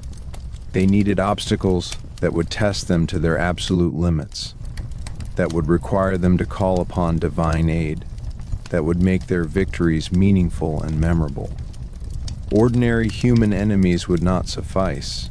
A hero who simply defeated other humans in battle was just a good warrior, not a legendary figure. To become truly legendary, to earn a place in the eternal stories, heroes needed to face something beyond the human realm. Echidna's children provided exactly that. They were challenges that could not be overcome through normal means, threats that required extraordinary courage, intelligence, and divine favor to defeat. Each monster slain by a hero was a testament to the power of the gods who aided that hero, a demonstration that the Olympian order could triumph over primordial chaos. In this way, monsters were not threats to the divine order, but essential components of it. Zeus understood this perfectly.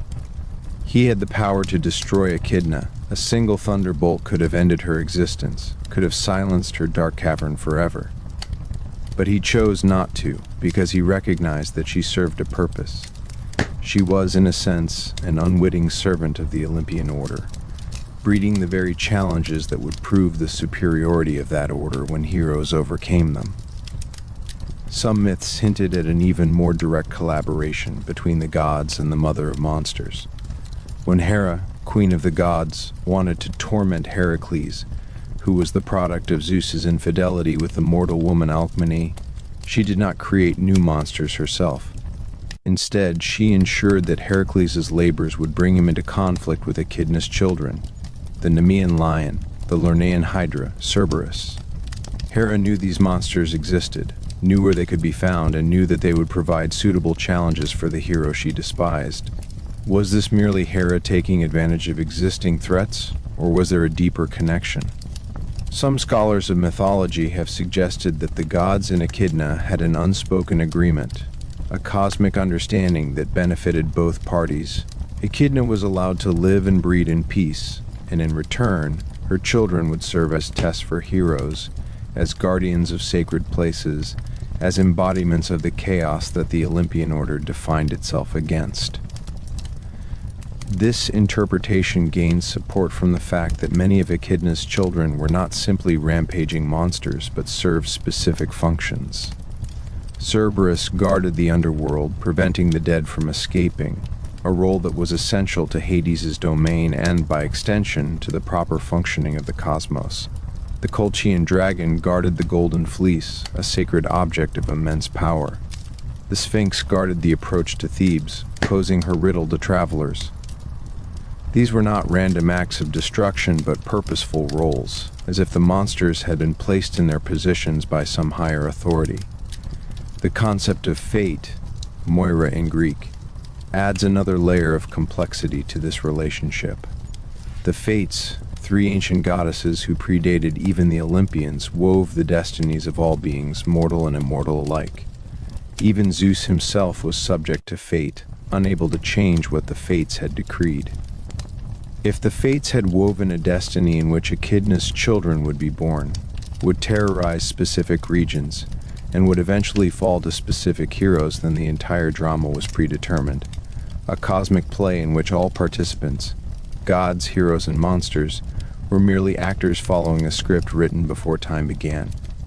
This raises profound questions about free will, responsibility, and the nature of good and evil. If Echidna was fated to birth monsters, if her children were fated to terrorize mortals, if heroes were fated to slay them, then who bore responsibility for the suffering that resulted? Could Echidna be blamed for following her nature, for fulfilling the role that fate had assigned to her? Could her children be condemned for doing what they were born to do? Could the heroes claim true credit for victories that were predetermined? Greek mythology did not provide clear answers to these questions, and perhaps that was intentional. The ambiguity reflected the complexity of existence itself, the recognition that simple moral categories often failed to capture the full truth of any situation. Echidna was a monster, yes, but she was also a mother. Her children were terrors, yes, but they were also necessary components of the cosmic order. The gods were powerful and glorious, yes, but they were also manipulative and self-serving. Some myths suggested that certain gods actually respected Echidna, recognizing in her a kindred spirit of sorts. Hades, lord of the underworld, clearly valued Cerberus and treated the three-headed hound with a degree of affection unusual for the typically stern god of the dead. Did Hades ever communicate with Echidna, thanking her for providing such a perfect guardian for his realm? Did he offer her protection in return, ensuring that no hero would be sent to slay the mother of monsters herself? Athena, goddess of wisdom and strategic warfare, might have appreciated Echidna's intelligence and cunning.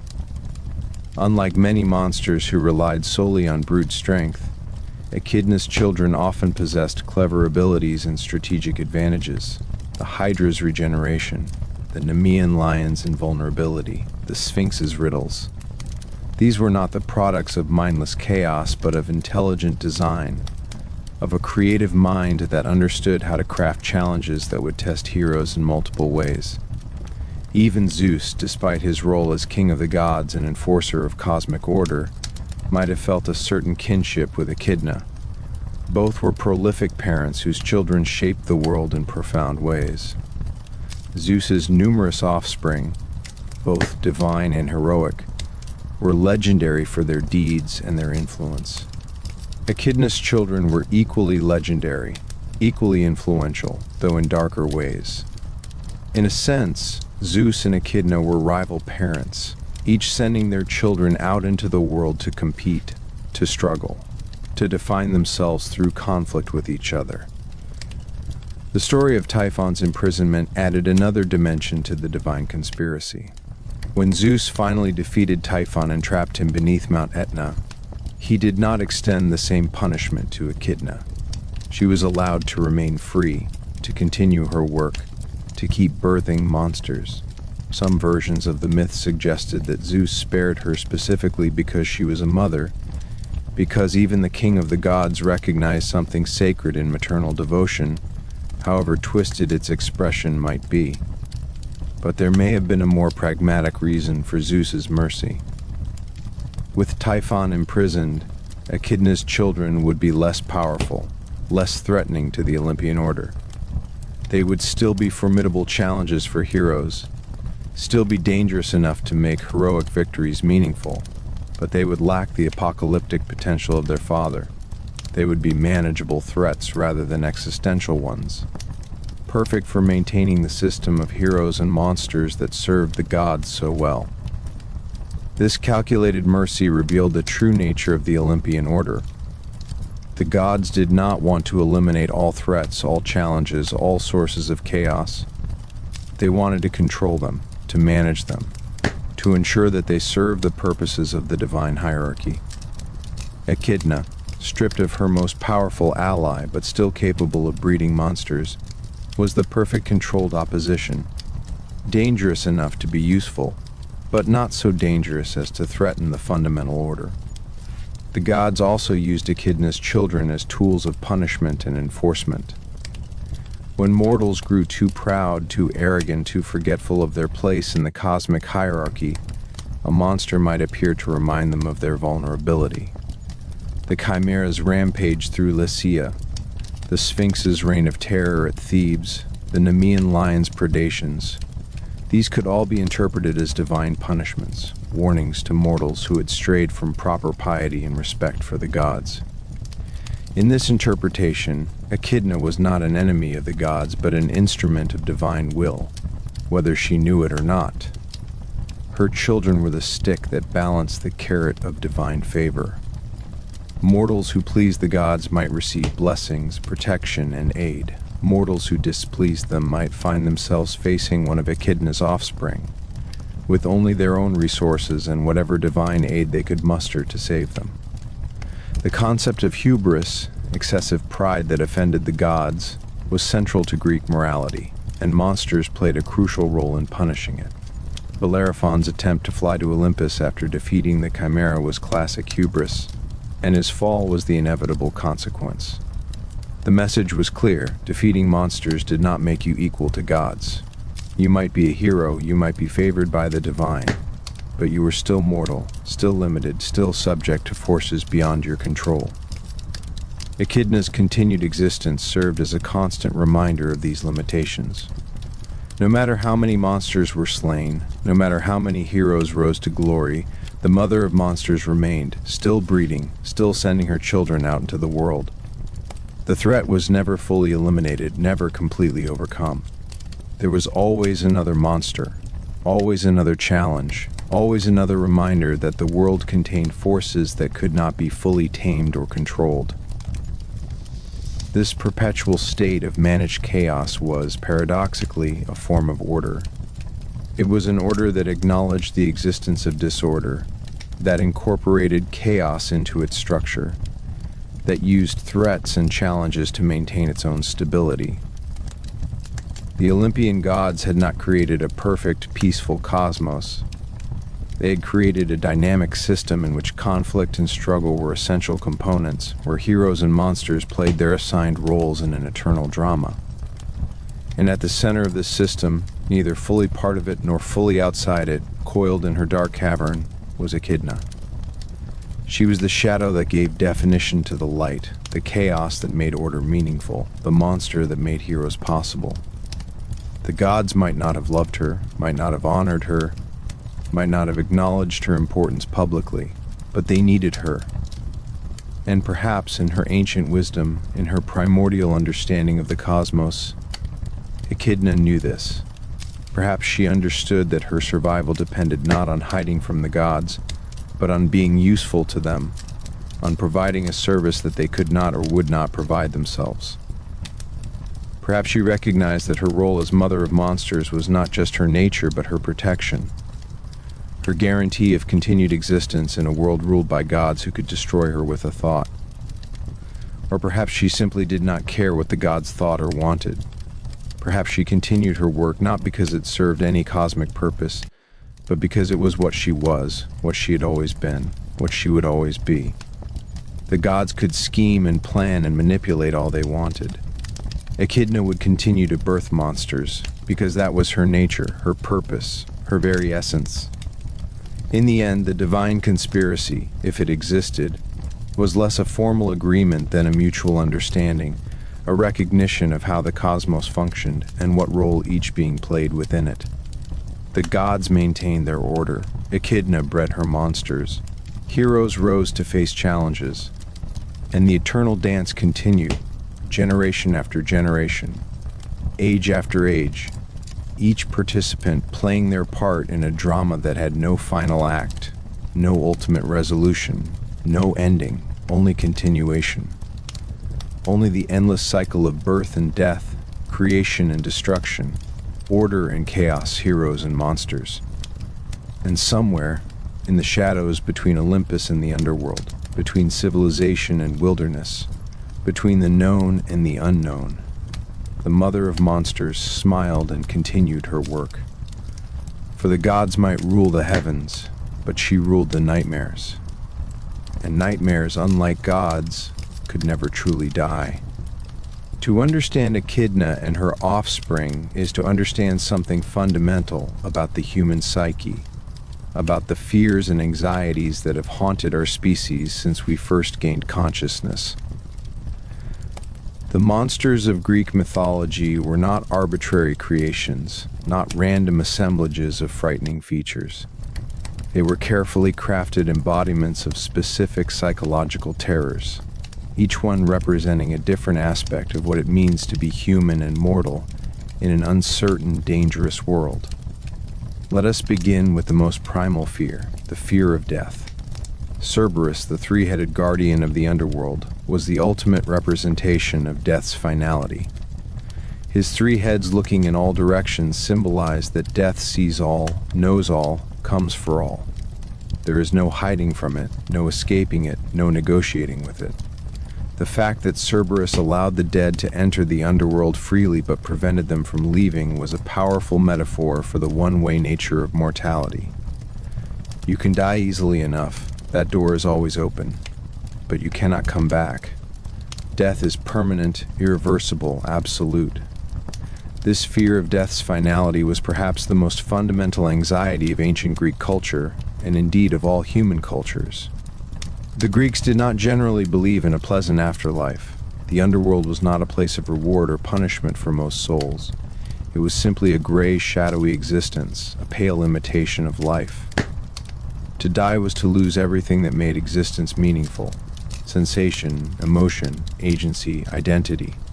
Cerberus stood as the eternal reminder of this loss, the guardian who ensured that what was lost could never be regained. But Cerberus represented more than just death itself. He represented the psychological barrier that prevents us from fully accepting our mortality. We know intellectually that we will die, but we cannot truly internalize this knowledge, cannot fully accept it emotionally. Cerberus embodied this barrier. He was the wall between life and death, the boundary that our minds cannot cross even in imagination. To look upon Cerberus was to confront not just death, but our inability to comprehend death, our psychological defense mechanisms that prevent us from dwelling too long on our own inevitable end. The Lernaean Hydra represented a different kind of psychological terror, the fear of problems that worsen the more you struggle against them. This is a fear that resonates deeply with human experience. We have all encountered situations where our attempts to fix something only make it worse, where our efforts to solve a problem only create new problems, where our struggles against adversity only strengthen the forces arrayed against us. Depression, anxiety, addiction, these are all hydras in their own way. The more you fight against them directly, the stronger they seem to become. Cut off one head of anxiety and two more grow back. Overcome one manifestation of addiction and it returns in a different form. The Hydra was a perfect metaphor for these self-perpetuating cycles of suffering, these problems that seem to feed on our attempts to destroy them. The solution to the Hydra, cauterizing each wound immediately to prevent regeneration, represented the need for immediate, decisive action combined with external support. Heracles could not defeat the Hydra alone. He needed Iolaus to cauterize the wounds as he cut off each head. This was a profound psychological insight. Some problems cannot be solved through individual effort alone. We need help. We need support. We need others to assist us in preventing our problems from regenerating and multiplying. The immortal head of the Hydra, which could not be killed but only buried, represented those aspects of our psychological struggles that can never be fully eliminated. Some traumas, some fears, some painful memories cannot be destroyed. They can only be contained, managed, prevented from causing active harm. This was a mature, realistic understanding of human psychology, an acknowledgement that perfect healing is not always possible, that sometimes the best we can do is to neutralize our demons rather than destroy them completely. The Chimera embodied the fear of the impossible, the unnatural, the thing that should not exist. Its composite nature, lion, goat, and serpent combined into a single creature, violated the natural order, defied categorization, existed in a space between established categories. This kind of ambiguity, this refusal to fit into neat boxes, is deeply disturbing to the human mind. We are pattern recognition machines, constantly trying to sort the world into understandable categories. When we encounter something that resists categorization, that exists in multiple categories simultaneously, it creates cognitive dissonance, a sense of wrongness that manifests as fear and revulsion. In modern terms, we might call this the fear of the uncanny, the almost but not quite right, the familiar made strange. The Chimera was not completely alien. It was made of recognizable animal parts, but those parts were combined in a way that nature never intended, creating something that our minds struggled to process. This same psychological mechanism underlies many modern fears. Fear of artificial intelligence that seems almost but not quite human, fear of genetic engineering that blurs the lines between species, fear of anything that challenges our fundamental categories of understanding. The Chimera's fire breath added another layer of meaning. Fire is transformative, destructive, purifying. It represents change, often violent and unwanted change. The Chimera breathing fire symbolized the way that encounters with the impossible, the uncategorizable, can fundamentally transform us, can burn away our old certainties and leave us changed, often traumatized by the experience. The Nemean lion represented invulnerability, but from a psychological perspective, it represented something more subtle, the fear of enemies who seem immune to our best efforts, problems that resist all conventional solutions. We have all encountered situations where nothing we try seems to work, where all our tools and techniques prove useless, where we exhaust our resources without making any progress. This kind of frustration can be psychologically devastating. It undermines our sense of agency, our belief that we can affect the world around us through our actions. When we encounter a problem that resists all our attempts to solve it, we begin to feel helpless, powerless, trapped. The Nemean lion embodied this feeling of helplessness in the face of an invulnerable enemy. Heracles' solution, abandoning his weapons and wrestling the lion with his bare hands, represented a fundamental shift in approach. When conventional methods fail, we must be willing to try unconventional ones. When our tools prove useless, we must be willing to rely on our most basic resources, our bodies, our minds, our will. The Nemean lion taught that invulnerability is often contextual, that what seems impossible to defeat through one method might be vulnerable to another. The Sphinx represented the fear of intellectual inadequacy, the terror of being judged and found wanting. Her riddle was not a physical challenge but a mental one, and the stakes could not have been higher. Answer correctly and live, fail, and die. This created a particular kind of anxiety, the performance anxiety of being tested, of having your worth measured by your ability to solve a problem under pressure. The Sphinx's riddle about the stages of human life was particularly cruel because it required self-knowledge, an understanding of the human condition. To fail the riddle was not just to lack information, but to lack wisdom, to fail to understand your own nature. This made the Sphinx's challenge deeply personal, deeply threatening to one's sense of self-worth and identity. In psychological terms, the Sphinx represented the superego, the internalized voice of judgment that constantly evaluates our performance, that poses impossible standards and punishes us when we fail to meet them. The Sphinx's suicide after Oedipus solved her riddle could be interpreted as the dissolution of this harsh internal judge when we finally achieve self-knowledge, when we finally understand and accept our own nature. Orthros and his more famous brothers Cerberus, with their multiple heads, represented the fear of being watched, of constant surveillance, of having no privacy or escape from observation. Multiple heads looking in different directions meant that nothing could approach unseen. No one could escape unnoticed. This is a fear that is only intensified in the modern world, with its cameras, databases, and digital tracking, but it was already present in the ancient world. The fear that someone or something is always watching, always judging, always ready to catch you in a moment of weakness or transgression. The Colchian dragon, which never slept, represented the impossibility of eternal vigilance and the toll it takes. The dragon was the perfect guardian because it never rested, never let down its guard, never gave intruders an opportunity. But this perfection came at a cost. The dragon existed in a state of perpetual tension, perpetual alertness, perpetual stress. It was a living embodiment of anxiety, of the hypervigilance that characterizes trauma and chronic stress. The fact that the dragon could only be overcome through magic, through being forced into an unnatural sleep, suggested that some states of hypervigilance cannot be overcome through normal means. Sometimes, external intervention is necessary to break the cycle, to force rest upon a mind or body that has forgotten how to relax. The Caucasian eagle, which tormented Prometheus by eating his liver daily, represented the fear of eternal punishment, of suffering without end or purpose. But more than that, it represented the way that trauma repeats itself, the way that painful experiences can replay in our minds over and over, fresh and agonizing each time despite the passage of years. Prometheus's liver regenerating each night only to be eaten again the next day was a perfect metaphor for the way traumatic memories can heal slightly, only to be torn open again by triggers, flashbacks, or intrusive thoughts.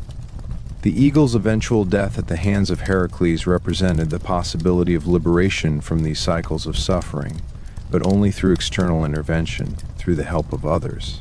Prometheus could not free himself. He needed a hero to break the cycle. This was another profound psychological insight. Sometimes we cannot heal ourselves, cannot break our own patterns of suffering. We need help from outside, from therapists, friends, loved ones, or simply from time and circumstance. When we examine Echidna's children collectively, a pattern emerges. Each monster represented not just a physical threat, but a psychological one. Not just a challenge to the body, but a challenge to the mind and spirit. They were externalized representations of internal struggles, fears given form and substance, anxieties made manifest in the physical world. This externalization served an important psychological function. By transforming abstract fears into concrete monsters, Greek mythology made those fears comprehensible, manageable, potentially defeatable. You cannot fight depression directly. It is too abstract, too diffuse, too much a part of your own mind. But you can fight the Hydra. You cannot wrestle with your fear of death. It is too vast, too inevitable, too fundamental. But you can wrestle with Cerberus. The heroes who defeated these monsters were not just warriors, but psychological archetypes, representations of the human capacity to overcome fear. to face the darkness within and without, to transform suffering into strength. Their victories were not just physical triumphs, but psychological ones, demonstrations that even the most terrible fears could be confronted and overcome. But the myths were also honest about the costs of these victories. Heracles went mad and killed his own family. Oedipus discovered his true identity and blinded himself in horror. Bellerophon fell from the sky and spent his remaining years as a crippled outcast. The message was clear: confronting your deepest fears, facing your psychological demons, comes at a price. You may win, but you will be changed, often damaged, by the experience. Echidna herself, as the mother of monsters, represented the source of all these fears, the primordial anxiety from which all specific anxieties emerge. She was the fear of fear itself, the dread that lurks beneath all other dreads, the recognition that we live in a world that contains threats we cannot fully understand or control. Her serpentine lower body, forever coiled in darkness, represented the way that fear lives in the depths of our psyche, hidden but always present, ready to give birth to new terrors. Yet there was also something almost comforting about Echidna's existence. By personifying the source of all monsters, by giving fear a face and a name and a location, Greek mythology made the incomprehensible slightly more comprehensible. Echidna was terrible, yes, but she was also knowable. She had a lair, a nature, a purpose. She was not random chaos but ordered monstrosity, predictable in her unpredictability. This reflects a deep psychological truth. We fear the unknown more than the known, even when the known is terrible. A specific monster, however fearsome, is less frightening than the vague sense that something might be lurking in the darkness. By cataloging fears, by giving them names and forms and stories, Greek mythology transformed the unbearable anxiety of the unknown into the bearable fear of the known. In this sense, Echidna and her children served a therapeutic function. They allowed the ancient Greeks, and allow us today, to confront our fears in a safe, symbolic space. We can experience the terror of facing Cerberus without actually dying, can struggle against the Hydra without actually being poisoned, can solve the Sphinx's riddle without actually being devoured. The myths provide a space for psychological rehearsal, for practicing courage and cleverness and resilience in preparation for the real challenges we will face in life. And those real challenges, while perhaps not as dramatic as fighting monsters, are no less significant. We all face our own hydras, problems that multiply when we struggle against them. We all confront our own Cerberuses, the finality of loss and death. We all encounter our own chimeras, situations that defy our understanding and challenge our categories. We all struggle against our own Nemean lions, obstacles that resist all our conventional approaches. Echidna's children are still with us, not as literal monsters but as psychological realities. And the lessons of the ancient heroes, courage, cleverness, persistence, the willingness to ask for help, the humility to try new approaches when old ones fail, remain as relevant today as they were thousands of years ago. The mother of monsters still dwells in her dark cavern, still births new terrors, still sends them out into the world.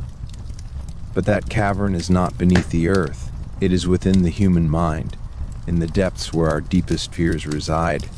And the heroes who face those monsters are not legendary figures from ancient myths.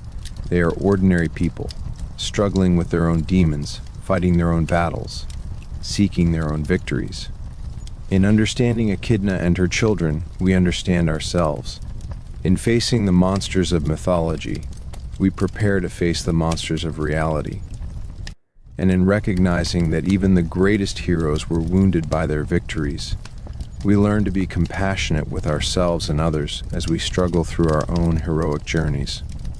For we are all heroes, we are all monster slayers, and we are all, in our own ways, children of Echidna, born from fear, shaped by struggle, defined by the challenges we face and how we choose to face them. The psychology of monstrosity is the psychology of humanity, and the mother of monsters is, in the end, a mother to us all. The image of Echidna has haunted human imagination for millennia, evolving and transforming as it passed through different cultures, different artistic movements, different interpretations of what monstrosity means and what the mother of monsters represents. To trace Echidna's presence in art and literature is to trace the evolution of how humanity has understood fear, femininity, motherhood, and the boundary between civilization and chaos.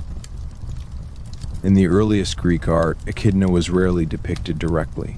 The ancient Greeks seemed almost reluctant to give her a definitive visual form, as if rendering her image too precisely would somehow diminish her terror, or worse, give her too much power.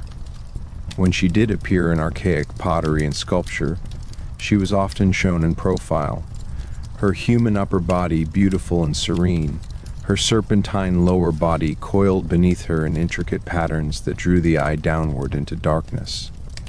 These early depictions emphasized the duality of her nature, the beautiful woman and the monstrous serpent, the nurturing mother and the source of nightmares.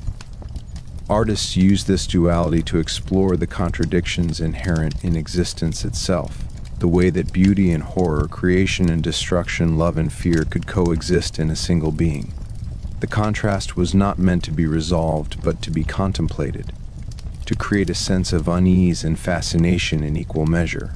On ancient Greek vases, particularly those from the 6th and 5th centuries BCE, Echidna occasionally appeared in scenes depicting her children or their defeats by heroes. In these images, she was often shown watching from the margins, a distant figure observing as her offspring faced their destinies. Her expression in these depictions was enigmatic, neither grief-stricken nor vengeful, but rather contemplative, accepting, as if she understood that this was the natural order of things. One particularly striking red figure vase from the classical period shows Heracles battling the Nemean lion, while a serpentine figure, presumably Echidna, watches from a cave entrance in the background.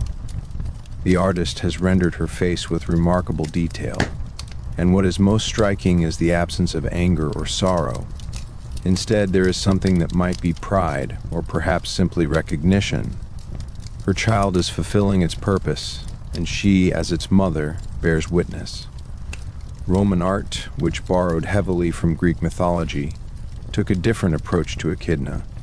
The Romans, with their emphasis on order, law, and the triumph of civilization over barbarism, tended to depict her more negatively, more as a pure monster and less as a complex figure. In Roman mosaics and frescoes, Echidna often appeared more serpentine, less human, her beauty diminished or eliminated entirely in favor of emphasizing her monstrous nature. This shift reflected Roman anxieties about the wild, untamed forces that existed beyond the borders of their empire. Echidna became a symbol of everything that Rome defined itself against: chaos, disorder, the primitive, the uncontrolled. Yet even in these more negative depictions, there remained a certain fascination, a recognition that what she represented could not be entirely eliminated, only pushed to the margins, kept at bay through constant vigilance and military might. During the medieval period, Echidna largely disappeared from European art and literature, at least under her own name. Christianity had little use for pagan monsters, and the complex moral ambiguities of Greek mythology did not fit well with medieval Christian theology's clearer distinctions between good and evil, God and Satan, salvation and damnation. Yet Echidna's influence persisted in transformed ways. The medieval image of the serpent in the Garden of Eden, particularly in depictions where the serpent had a woman's face or upper body, owed much to the iconography of Echidna. The association between serpents, women, temptation, and the fall from grace drew on ancient fears and fascinations that Echidna had embodied. The mother of monsters became, in a sense, the mother of sin, the source of humanity's expulsion from paradise. Medieval bestiaries, Those illustrated catalogs of real and imaginary creatures included various serpentine and composite monsters that were clearly descended from Echidna's children, even if they were not explicitly identified as such. The basilisk, the amphisbaena, the dragon, all of these creatures carried echoes of the monsters that Echidna had birthed, adapted to fit Christian moral frameworks where monsters represented sin, temptation, or divine punishment, rather than the more ambiguous roles they had played in Greek mythology. The Renaissance brought a revival of interest in classical mythology, and with it, a renewed fascination with Echidna. Renaissance artists and writers, steeped in humanist philosophy and eager to explore the full range of human experience, found in Echidna a figure of remarkable complexity and symbolic richness. She appeared in illustrated editions of Ovid's Metamorphoses, in allegorical paintings, in scholarly treatises on mythology. Renaissance depictions of Echidna often emphasized her beauty and her maternal nature, even while acknowledging her monstrosity. Artists like Giulio Romano and Hendrik Goltzius created images of Echidna that were simultaneously alluring and disturbing, using the technical mastery of Renaissance art to render her serpentine body with anatomical precision, while giving her human face an expression of serene, almost divine composure. These Renaissance Echidnas were not simply monsters to be feared, but symbols to be interpreted. Humanist scholars saw in her a representation of nature itself, beautiful and terrible, creative and destructive, nurturing and dangerous. She became a figure in allegorical schemes, representing the wild, untamed aspects of the natural world that civilization sought to control but could never fully dominate.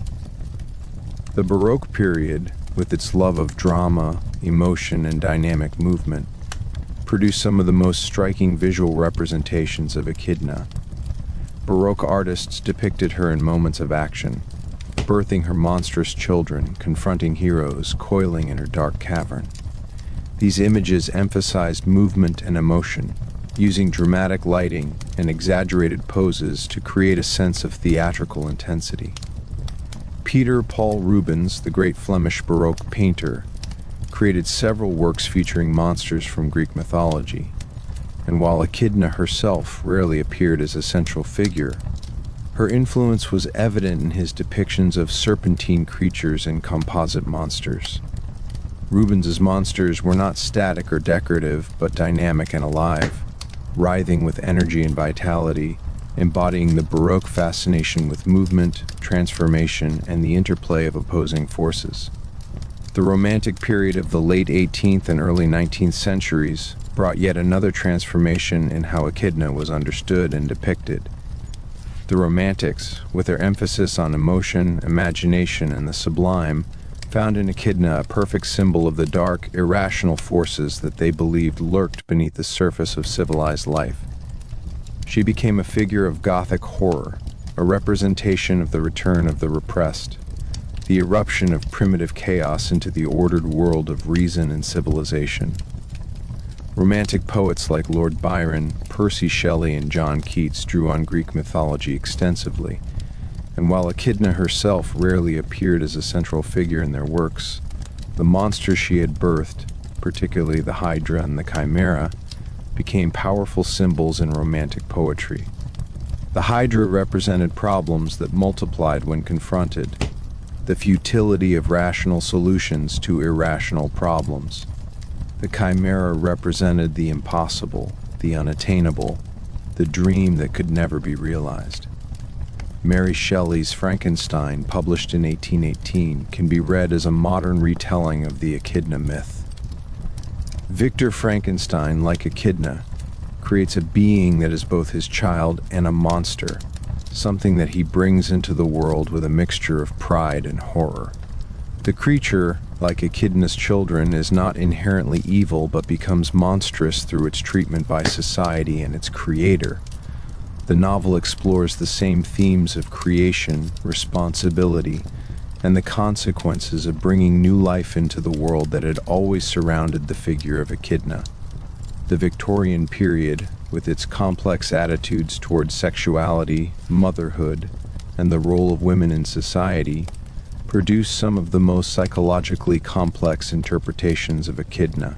Victorian artists and writers were simultaneously fascinated and repelled by the figure of the monstrous mother, the woman whose creative power produced not civilized children, but wild, dangerous beings. Pre-Raphaelite painters like Dante Gabriel Rossetti and Edward Burne-Jones created images of serpentine women that drew on the iconography of Echidna, though often without naming her directly. These images combine sensuality and danger, beauty and monstrosity, in ways that reflected Victorian anxieties about female sexuality and power. The serpent woman became a recurring motif in Victorian art, representing the fear that beneath the surface of respectable femininity lurked something wild, uncontrollable, potentially destructive. Victorian literature also engaged with Echidna's legacy, though often indirectly. Robert Louis Stevenson's The Strange Case of Dr. Jekyll and Mr. Hyde explored the duality of human nature in ways that echoed Echidna's own duality, the civilized exterior concealing a monstrous interior. Bram Stoker's Dracula featured a villain who, like Echidna, created monstrous offspring and existed outside the boundaries of civilized society, threatening to corrupt and transform those who encountered him. The 20th century brought modernist and postmodernist interpretations of Echidna that deconstructed and reimagined the myth in radical ways. Modernist writers like James Joyce and T.S. Eliot drew on Greek mythology extensively, using ancient myths as frameworks for exploring modern psychological and spiritual crises. While Echidna herself rarely appeared directly in modernist literature, the themes associated with her, the relationship between civilization and chaos, the duality of human nature, the consequences of creation, were central to modernist concerns. Sigmund Freud's psychoanalytic theories provided a new lens through which to understand Echidna and her children. In Freudian terms, Echidna could be interpreted as a representation of the ID, the primitive instinctual part of the psyche that exists beneath the rational ego and the moral superego. Her children were the return of the repressed, the eruption of unconscious desires and fears into conscious life. The heroes who fought these monsters were engaged in a psychological struggle, attempting to assert ego control over ID impulses. Carl Jung's concept of the shadow, the dark, unacknowledged aspects of the self, provided another framework for understanding Echidna. She represented the collective shadow of humanity, the repository of all the qualities that civilization rejected and repressed. Her children were shadow projections, externalized representations of the darkness within. To confront and defeat these monsters was to integrate the shadow, to acknowledge and accept the dark aspects of one's own nature. Feminist scholars and artists of the late 20th and early 21st centuries have reclaimed Echidna as a figure of female power and resistance. In feminist interpretations, Echidna is not a monster but a victim of patriarchal mythology, a powerful female figure demonized because she existed outside male control. Her serpentine lower body, traditionally seen as monstrous, is reinterpreted as a symbol of connection to the earth, to nature, to pre-patriarchal goddess traditions.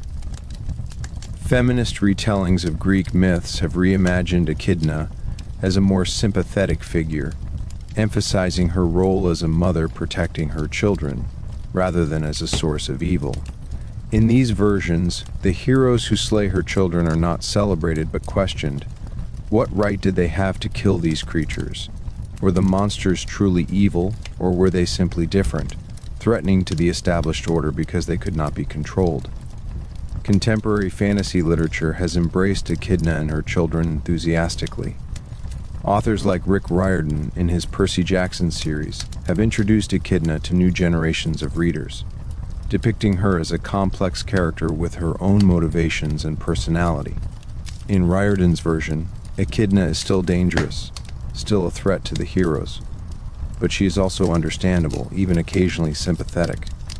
She loves her children, mourns their deaths, and continues her work not out of malice, but out of nature and necessity. Video games, films, and television shows have also drawn on Echidna's mythology, often transforming her in significant ways. In some versions, she is a boss character to be defeated, a powerful enemy that tests the player's skills. In others, she is a more ambiguous figure, sometimes an ally, sometimes an enemy, always unpredictable. These modern interpretations reflect contemporary understandings of morality as complex and situational rather than absolute. Visual artists continue to be fascinated by Echidna's image. Contemporary artists working in various media, painting, sculpture, digital art, installation, have created interpretations of the mother of monsters that range from horrifying to beautiful, from literal to abstract. Some emphasize her serpentine nature, creating images of coiling, writhing forms that evoke both fascination and revulsion. Others focus on her maternal aspect, depicting her cradling or nursing her monstrous children with expressions of tenderness and love. The evolution of Echidna's representation in art and literature reflects broader changes in how humanity has understood monstrosity, femininity, motherhood, and the relationship between civilization and nature. She has been a symbol of evil, a representation of the unconscious, a victim of patriarchal demonization, a complex character with her own agency and motivations. She's been feared, pitied, admired, and reimagined countless times across thousands of years. Yet through all these transformations, certain core elements have remained constant. Echidna is always a mother, always associated with serpents, always connected to darkness and the underworld, always existing at the boundary between human and monster, civilization and wilderness, order and chaos. These constant elements suggest that Echidna touches something fundamental in human psychology, something that transcends particular cultures or historical periods. She is the Dark Mother, the source of what we fear, the reminder that creation and destruction are inseparable, that life and death are intertwined, that beauty and horror can coexist in a single being.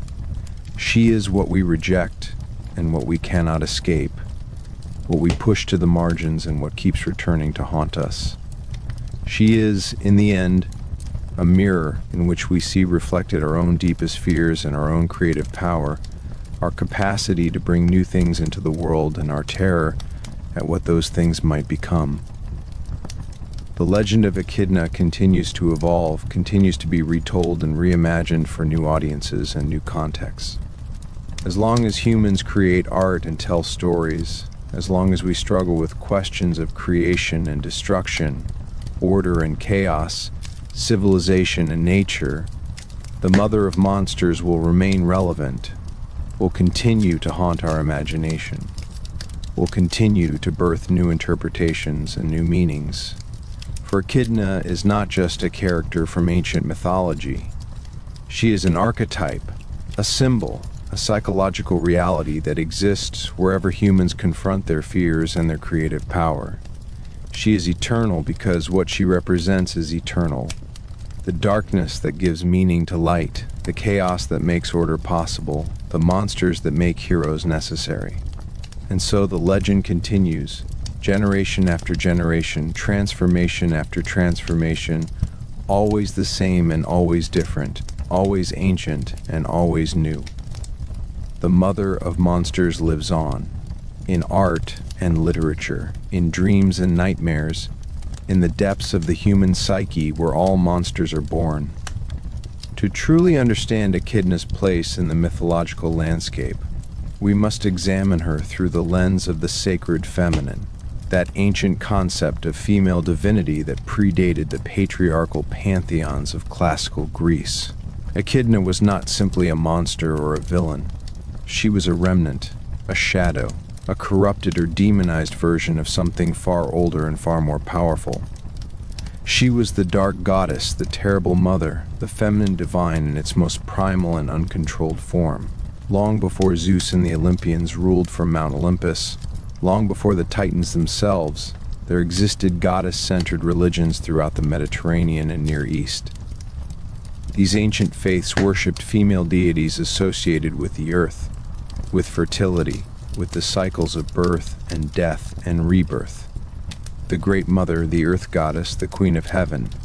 She had many names and many forms, but her essence was constant. She was the source of all life, the womb from which everything emerged, and the tomb to which everything returned. These ancient goddesses were not gentle, sanitized figures of pure benevolence. They were complex, powerful, often terrifying beings who embodied the full spectrum of existence. They gave life and they took it away. They nurtured and they destroyed. They were associated not just with flowers and harvests, but with blood and death, with the dark earth that received corpses, with the predators that hunted in the night. They were, in a word, complete, containing within themselves both creation and destruction, both light and darkness, both nurturing and devouring. Echidna can be understood as a survival of this older tradition, a fragment of the dark goddess that persisted even as patriarchal mythologies rose to dominance. Her serpentine lower body connected her to the earth, to the chthonic powers that dwelt beneath the surface of the world. Serpents were sacred to the ancient goddess religions, symbols of regeneration, transformation, and the mysterious powers of the earth. The snake that shed its skin was a perfect metaphor for death and rebirth, for the eternal cycle of life. Her cave dwelling reinforced this connection to the earth and to the underworld. Caves were sacred spaces in ancient goddess worship, seen as entrances to the womb of the Earth Mother, places where the boundary between the world of the living and the world of the dead grew thin. To enter a cave was to enter the body of the goddess herself, to return to the source of all existence. That Echidna made her home in such a space was deeply significant. She was not just hiding from the world, but dwelling in a place of power, a sacred space that connected her to the deepest mysteries of existence. Her role as a mother was perhaps the most important aspect of her connection to the sacred feminine. In ancient goddess religions, the divine feminine was above all else a mother, not in the limited, sentimentalized sense that later patriarchal cultures would impose, but in a cosmic sense. The goddess was the mother of all things, the source from which all existence flowed. She gave birth not just to humans, but to gods, to monsters, to the world itself. Echidna's motherhood was of this cosmic type. She did not birth ordinary children, but monsters, beings of immense power that shaped the world and challenged the gods themselves. Her fertility was not gentle or controlled, but wild and dangerous, producing offspring that could not be tamed or domesticated. This was motherhood in its most primal form, creation without concern for consequences, the raw generative power of the feminine divine. But why were Echidna's children monsters? Why did the mother of monsters not birth heroes or gods or beautiful creatures? The answer lies in understanding how patriarchal mythologies transformed and demonized the older goddess traditions. What had once been sacred became monstrous. What had once been worshipped became feared. The dark goddess, with her associations with death, blood, sexuality, and the wild, was recast as a villain, a threat, a source of evil. Echidna's children were monsters because they represented aspects of existence that the Olympian order sought to control or eliminate. They were wild, uncontrolled, existing outside the boundaries of civilization. They were powerful in ways that threatened the supremacy of the gods. They were connected to the earth, to the body, to the instinctual and the irrational, all things that patriarchal systems have historically sought to suppress or transcend. Consider the symbolism of Echidna's serpentine lower body more deeply. In patriarchal mythologies, serpents became associated with evil, with temptation, with the fall from grace. But in older traditions, serpents were sacred, symbols of wisdom, healing, and transformation. The medical symbol of the caduceus, with its intertwined serpents, preserves this older understanding. By giving Echidna a serpent's body, Greek mythology was simultaneously acknowledging her connection to ancient sacred traditions and marking her as dangerous, as other, as something to be feared rather than worshipped. The duality of Echidna's form, beautiful woman above, serpent below, can be read as a representation of the split that patriarchal cultures imposed on the feminine. The upper body, human and beautiful, represented acceptable femininity, passive, decorative, existing for the male gaze. The lower body, serpentine and monstrous, represented unacceptable femininity, powerful, sexual, dangerous, autonomous. Echidna could not be one or the other, she was both, a living reminder that the feminine could not be fully controlled or sanitized, that beneath the acceptable surface lurked something wild and powerful. Her beauty was itself significant. Echidna was not depicted as ugly or deformed in her human aspects. She was beautiful, even alluring. This beauty made her more dangerous, not less, because it suggested that monstrosity could hide behind an attractive facade, that the feminine could not be trusted even when it appeared most appealing. This fear of beautiful women who might be monsters in disguise runs throughout Greek mythology and reflects deep anxieties about female power and sexuality. The relationship between Echidna and Typhon, her mate, takes on new significance when viewed through this lens. Typhon was the ultimate challenge to the Olympian order, the monster who nearly overthrew Zeus himself.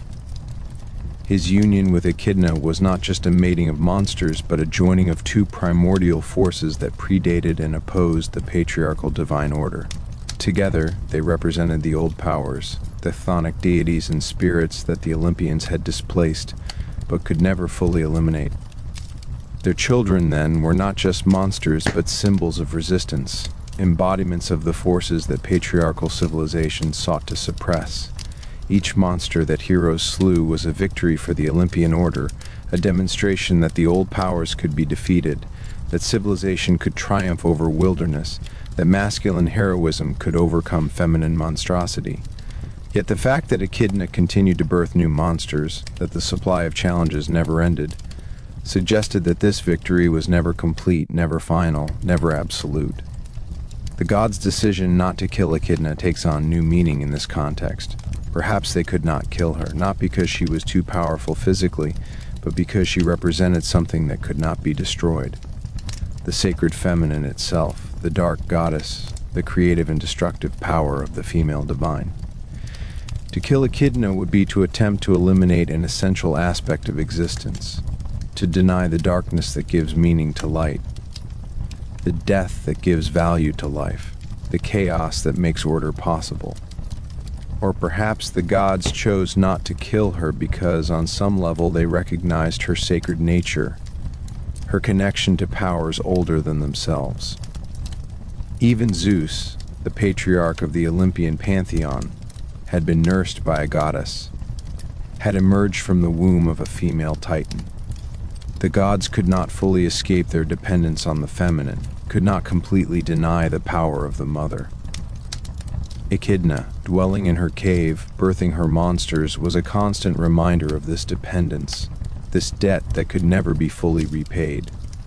In some interpretations, Echidna can be seen as a tragic figure, a goddess diminished and demonized by the rise of patriarchal religion. Once, perhaps, she had been worshipped, honored, given offerings and prayers. Her cave might have been a sacred shrine, her serpentine form a symbol of divine power, rather than monstrosity. But as new gods rose to power, as new stories were told, she was pushed to the margins, transformed from goddess to monster, from sacred to profane. Yet even in her diminished state, she retained her power. She could not be worshipped openly, but she could not be forgotten either. She could not be honored, but she could not be destroyed. She existed in the shadows, in the caves, in the dark places that civilization could not fully illuminate. And from those dark places, she continued her work, continued to birth beings that challenged the established order, continued to remind the world that the sacred feminine, however suppressed or demonized, could never be fully eliminated. Modern feminist scholars have reclaimed Echidna as a symbol of female power and resistance to patriarchal control. In this reading, she is not a monster but a rebel, not evil but misunderstood, not a threat but a victim of systematic demonization. Her refusal to conform to acceptable standards of femininity, her autonomous sexuality, her powerful motherhood that produced beings beyond male control. All of these made her dangerous to patriarchal systems and led to her being cast as a villain.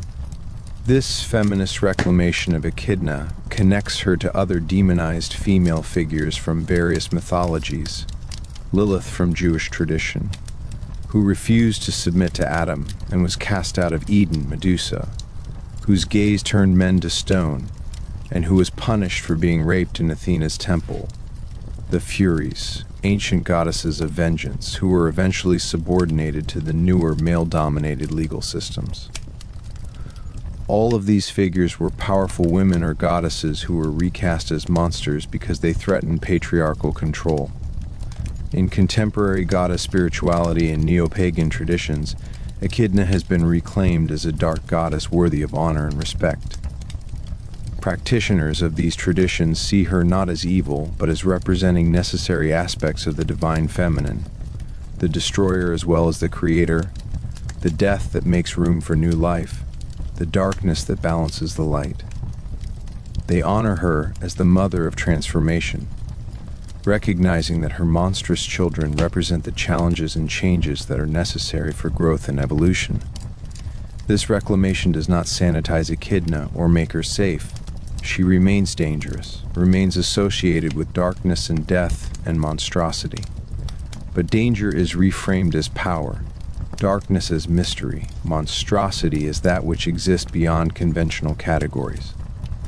The dark goddess is not evil, she is simply complete, containing within herself all aspects of existence, refusing to be limited to the acceptable, the controllable, the safe.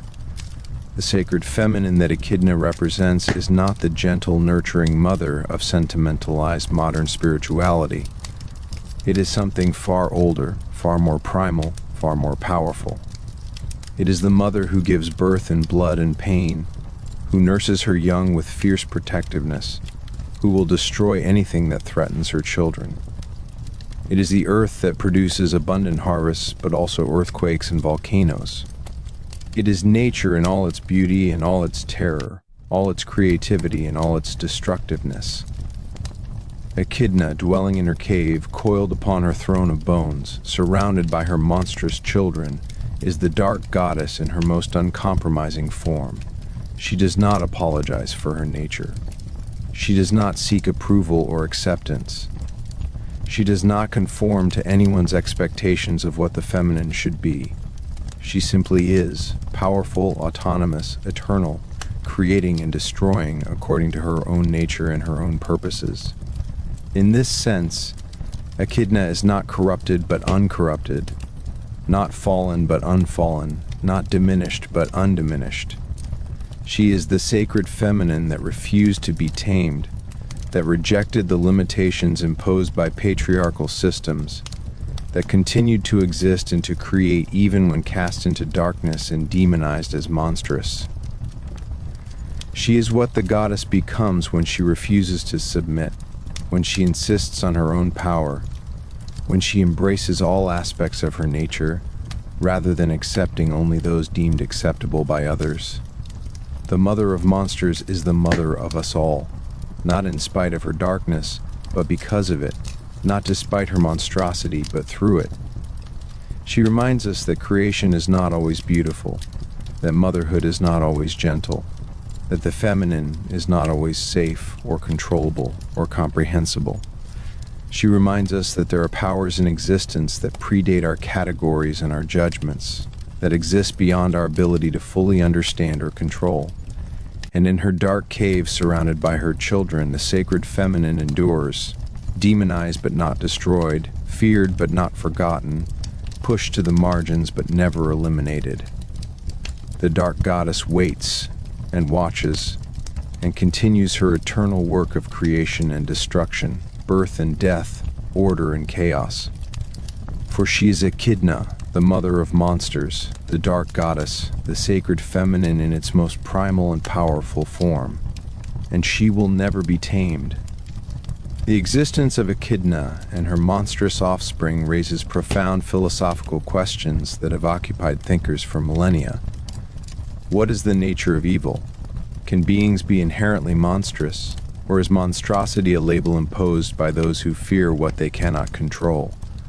Does evil serve a purpose in the cosmic order, or is it a flaw, a mistake, something that should not exist?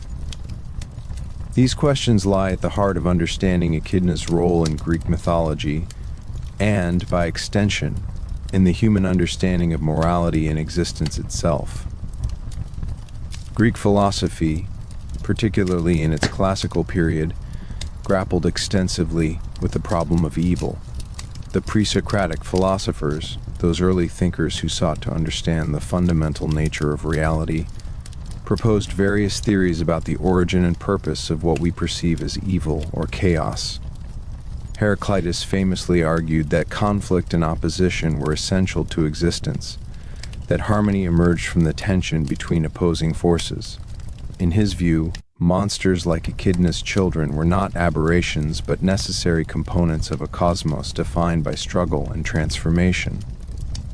War is the father of all things, Heraclitus wrote, and in this context, the monsters that Echidna birthed could be understood as manifestations of this cosmic conflict, embodiments of the struggle that drives change and evolution. Without the Hydra, there would be no need for Heracles to develop his cleverness and persistence. Without Cerberus, there would be no boundary between life and death, no finality to give meaning to existence. The monsters were not evil in themselves, but necessary participants in the cosmic drama. Plato, in his theory of forms, proposed that evil was not a positive force, but rather a privation, an absence of good, a falling away from the perfect forms that existed in the realm of pure ideas.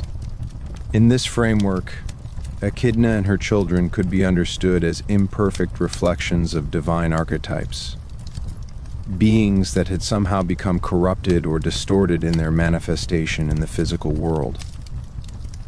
They were not intentionally evil, but rather failed to achieve the perfection of their ideal forms.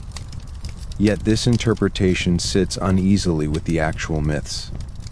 Echidna's children were not failed attempts at perfection, but rather perfectly realized embodiments of specific concepts: death's finality, regeneration, invulnerability, impossible hybridity. They were not corrupted versions of something better, but rather pure expressions of particular aspects of existence. The Nemean lion was not a failed attempt at creating a normal lion. It was a perfect realization of the concept of invulnerability. The Hydra was not a corrupted serpent. It was the ideal form of a problem that multiplies when confronted. Aristotle, Plato's student, took a more naturalistic approach to understanding the world. In his view, everything had a telos, a purpose or end toward which it naturally moved. A seed's telos was to become a tree. A child's telos was to become a mature adult. In this framework, we might ask, what was the telos of Echidna's children? What purpose did they serve? What end were they moving toward? The answer, as we have explored in previous chapters, is that they served as tests, as challenges, as obstacles that heroes needed to overcome. Their telos was to be defeated, to push heroes to their limits, to create the conditions under which legendary deeds could be performed. In this sense, they were not evil but functional, not aberrations but essential components of a system that required challenges in order to produce heroes. But this raises a troubling question. If monsters exist to be defeated, if their purpose is to die at the hands of heroes, then are they not victims rather than villains? Did the Nemean lion choose to have invulnerable fur? Did the Hydra decide to regenerate its heads? Did Cerberus volunteer to guard the underworld for eternity? Or were they simply following their natures, fulfilling roles that had been assigned to them by fate, or by the gods, or by the very structure of existence itself? This question touches on the ancient Greek concept of fate, moira, and its relationship to moral responsibility. If the fates had decreed that certain monsters would be born and would terrorize certain regions and would eventually fall to certain heroes, then the entire drama was predetermined. The monsters were not choosing to be evil, they were simply playing out a script that had been written before they were born. In this view, moral judgment becomes problematic. How can we condemn beings for doing what they were fated to do, for following natures they did not choose? The Stoic philosophers who emerged in the Hellenistic period after the Classical Age embraced this deterministic view of the universe. They believed that everything happened according to divine reason, logos, and that what appeared to be evil or chaotic was actually part of a rational, ordered cosmos that humans simply could not fully comprehend. In the Stoic view, Echidna and her children were not evil, but rather necessary parts of the divine plan, serving purposes that might not be immediately apparent but that contributed to the overall good of the cosmos. Marcus Aurelius, the Stoic philosopher-emperor, wrote, "Everything that happens, happens as it should, and if you observe carefully, you will find this to be so." Applied to Echidna, this would mean that her existence, her monstrous children, the terror they caused, and their eventual defeats were all exactly as they should be, all part of the rational order of the universe. To call her evil would be to misunderstand the nature of existence itself. Yet this Stoic acceptance of fate and divine reason sits uneasily with our moral intuitions. When the Sphinx devoured travelers who could not answer her riddle, when the Hydra poisoned the swamps of Lerna, when the Nemean lion killed innocent people, were these actions not evil? Did the victims not suffer? Did their suffering not matter simply because it was fated, or because it served some larger cosmic purpose? The Epicurean philosophers, rivals of the Stoics, took a different approach. They argued that the gods, if they existed at all, were distant and unconcerned with human affairs. In the Epicurean view, there was no divine plan, no cosmic purpose, no fate that predetermined all events.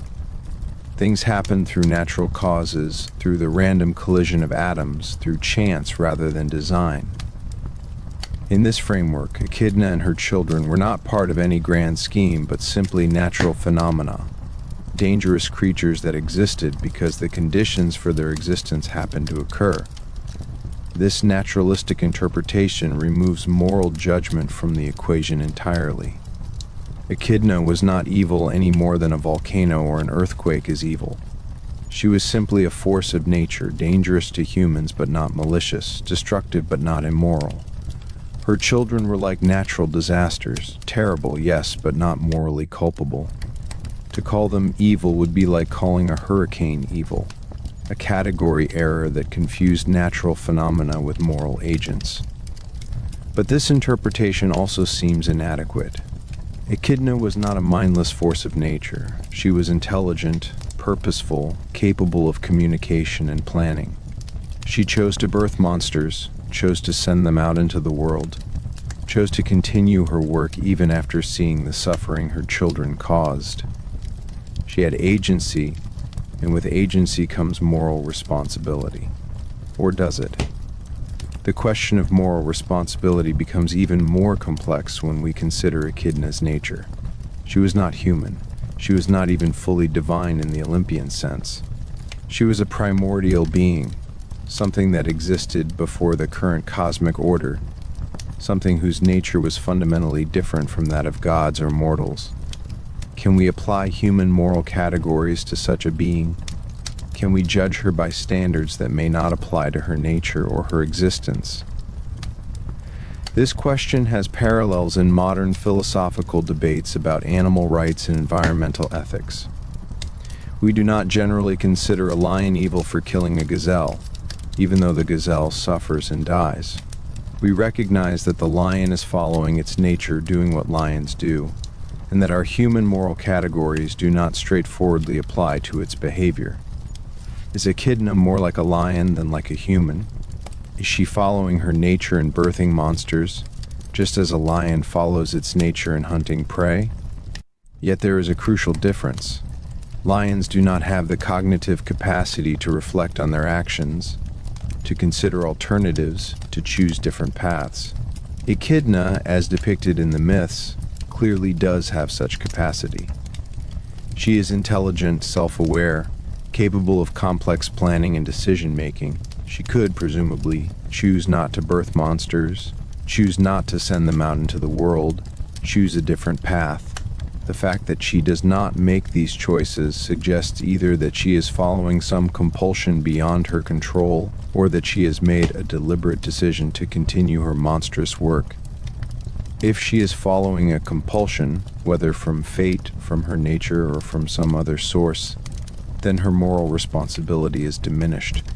She is more victim than villain, trapped in a role she cannot escape.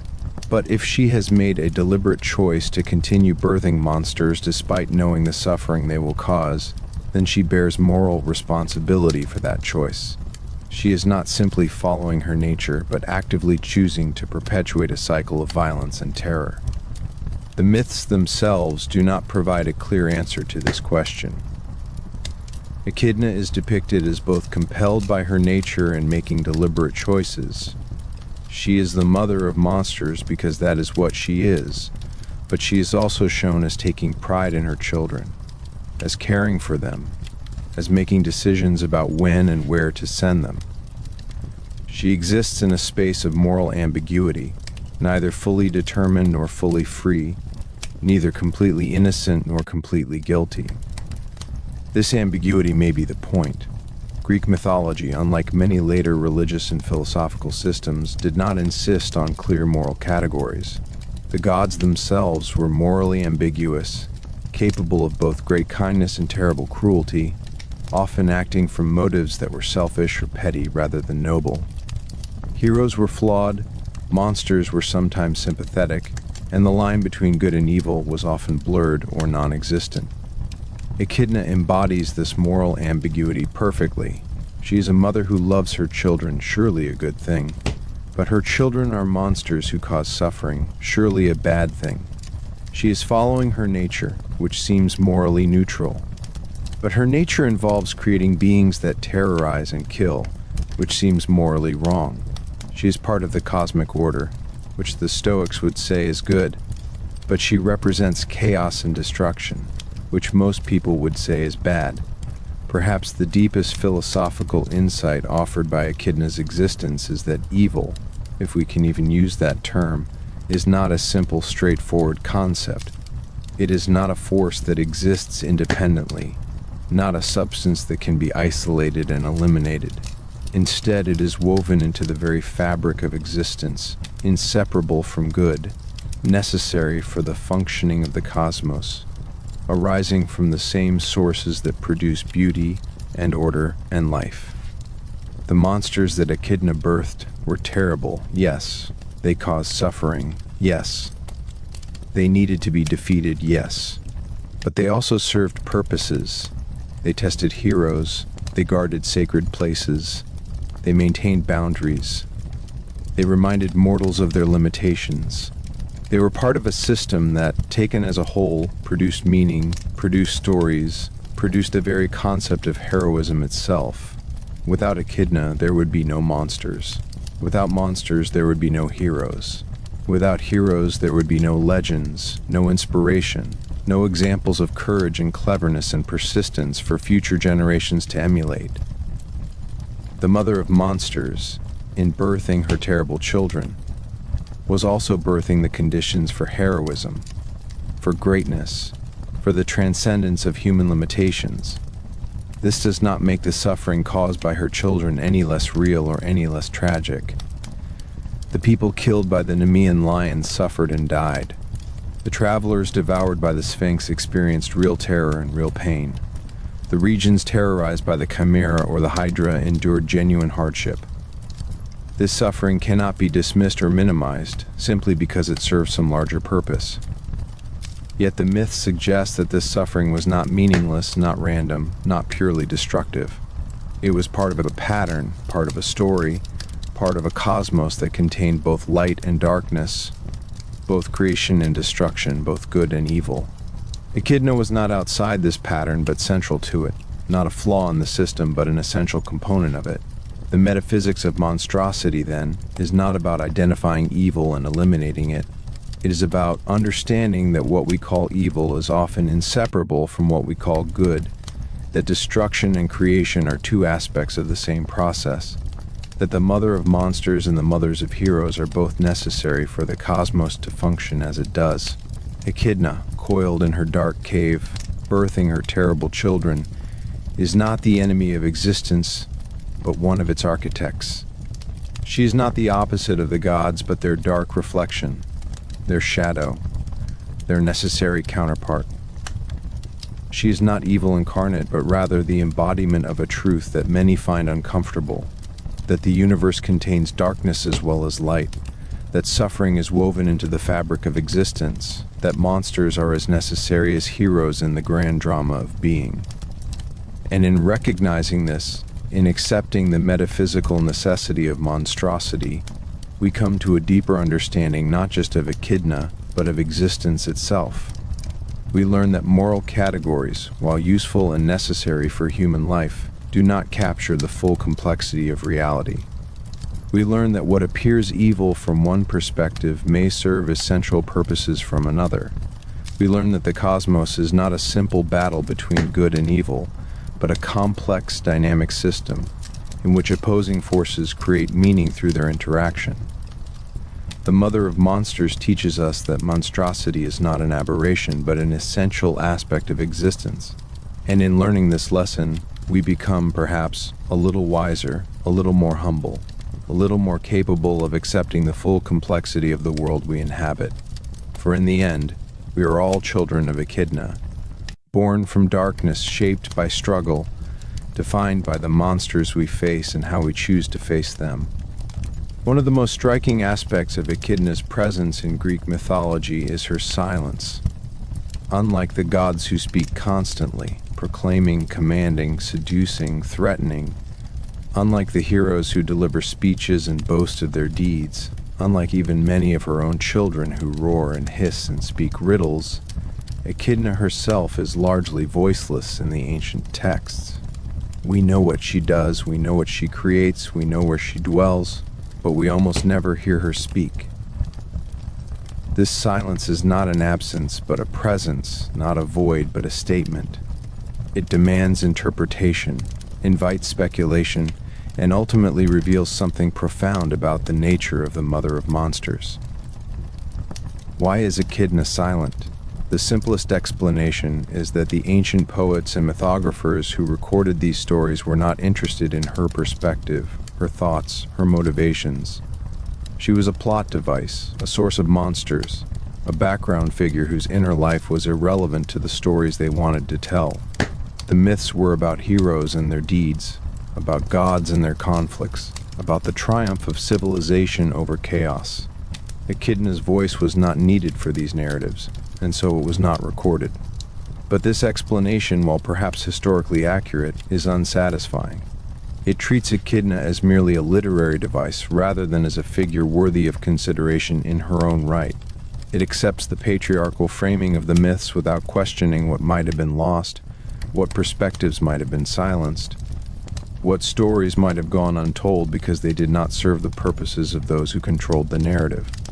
What if we approach Echidna's silence differently? What if we consider it not as an absence imposed upon her, but as a choice she made, a form of power rather than powerlessness? In many traditions, silence is associated with wisdom, with mystery, with power that does not need to proclaim itself.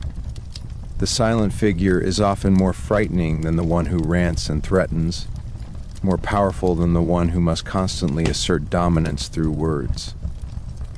Echidna's silence could be understood as a refusal to participate in the discourse of the Olympian order. a rejection of the need to explain herself or justify her existence to gods or mortals. She does not argue her case, does not defend her actions, does not seek approval or understanding. She simply is, and her silence is a declaration of autonomy, a statement that she owes no one an explanation for her nature or her work. This interpretation gains support from the few instances where Echidna does appear in narratives. She is never pleading, never apologetic, never seeking mercy or understanding. When she appears, she is simply present, powerful, dangerous, undeniable. Her silence is not the silence of the powerless, but the silence of one who has no need to speak, whose very presence communicates everything that needs to be communicated. Consider what Echidna might say if she were given voice. What would the mother of monsters tell us about her existence, her purpose, her feelings about her children and their fates? The ancient texts do not provide these answers, but we can imagine, can speculate, can attempt to give voice to the voiceless. Perhaps she would speak of love, not the gentle, sentimental love of greeting cards and romantic comedies, but a fierce, primal love that accepts no boundaries, recognizes no limitations. She birthed monsters, yes, but they were her children, and she loved them with the intensity that only a mother can understand.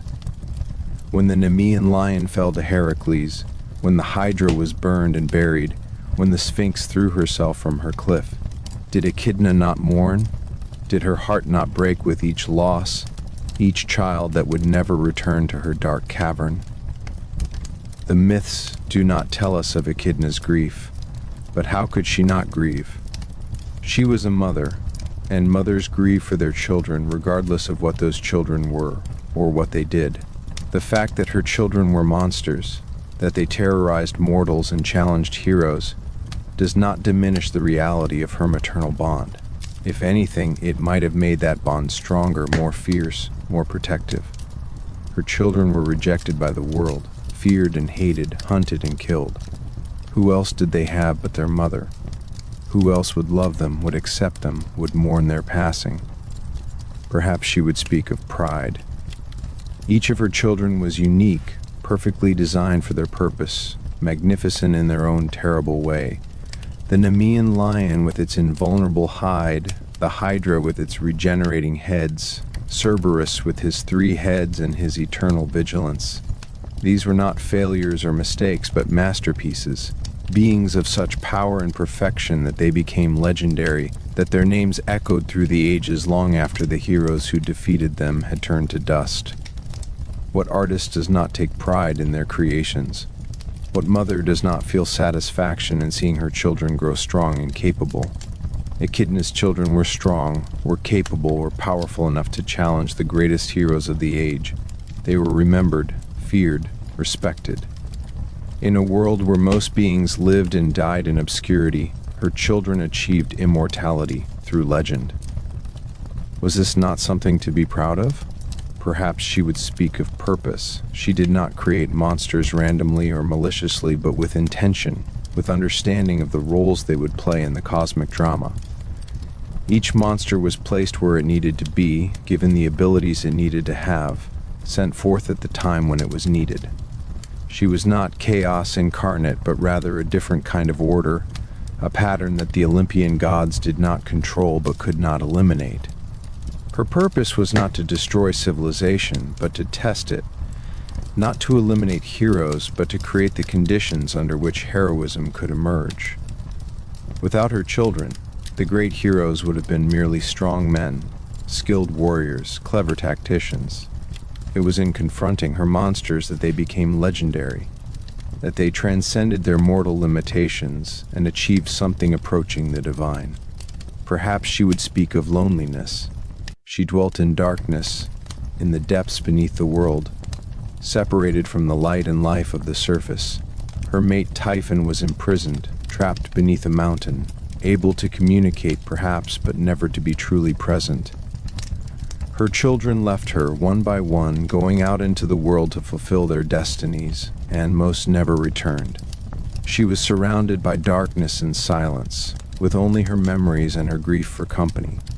The mother of monsters was herself monstrous, feared and hated, with no companions, no friends, no one who understood her or accepted her for what she was. The gods tolerated her existence but did not welcome her. Mortals feared her and would have killed her if they could. Even her own children, once they left her cave, were on their own, facing a world that wanted them dead. She was the ultimate outsider, existing at the margins of the cosmos, necessary but never accepted, powerful but never loved. Perhaps she would speak of anger. The Olympian gods, who had overthrown the Titans and established their own order, who claimed to rule with justice and wisdom, were themselves guilty of countless cruelties. Zeus, the king of the gods, was a serial rapist who pursued mortal women and nymphs without regard for their consent or the consequences. Hera, the queen of heaven, punished the victims of Zeus's assaults rather than her husband. Ares reveled in the slaughter of war. Aphrodite manipulated mortals into destructive passions. The gods were not moral exemplars, but powerful beings who did as they pleased and called it justice. Yet these same gods condemned Echidna and her children as monsters, as threats to order, as evils to be eliminated. The hypocrisy must have been galling. The gods who committed atrocities and called them divine will had the audacity to judge her, to label her creations as monstrous, to send heroes to kill her children while protecting their own offspring, however destructive or cruel those offspring might be. Perhaps she would speak of acceptance. She knew what she was, knew what her children were, knew what role they played in the cosmic order. She did not delude herself with fantasies of being loved or accepted or understood. She did not wish to be other than what she was. She was the mother of monsters, and she embraced that identity fully, without apology, without shame, without regret. This acceptance was itself a form of power, a refusal to be diminished by the judgments of others. The gods could call her monstrous, heroes could hunt her children, mortals could fear and hate her, but none of that changed what she was or made her doubt her purpose. She existed, she created, she endured. That was enough. Perhaps she would speak of continuity. Gods rose and fell, heroes lived and died, civilizations flourished and crumbled to dust, but she remained. She was older than the Olympians, would likely outlast them, was connected to forces more fundamental than any particular pantheon or cosmic order. She was the darkness that existed before light, the chaos that preceded order, the wild that surrounded civilization. She was eternal not because she was immortal in the divine sense, but because what she represented could never be eliminated. As long as there was life, there would be death. As long as there was order, there would be chaos. As long as there was civilization, there would be wilderness. As long as there were heroes, there would be monsters. And as long as there were monsters, there would be a mother of monsters. She was not contingent, but necessary, not accidental, but essential. Not temporary, but eternal. But these are all speculations, imaginings, attempts to give voice to one who chose, or was forced, to remain silent. The truth is that we do not know what Echidna would say if given the chance to speak. We do not know her thoughts, her feelings, her perspective on the events in which she played such a crucial role. Her silence remains, a gap in the narrative, a space that invites interpretation but resists definitive answers. Perhaps this is as it should be. Perhaps Echidna's silence is more powerful than any words she could speak. It makes her mysterious, unknowable, impossible to fully understand or categorize. It prevents us from reducing her to a simple villain or victim, from fitting her into comfortable moral categories, from thinking we have fully grasped her nature and her purpose. Her silence is a mirror in which we see our own assumptions, our own fears, our own need to understand and categorize and control. It challenges us to sit with uncertainty, to accept that some things cannot be fully known, to recognize that the universe contains mysteries that resist our attempts at explanation. In her dark cave, coiled upon her throne of bones, surrounded by the evidence of ages of creation and destruction, Echidna remains silent. She does not explain herself. She does not justify her existence.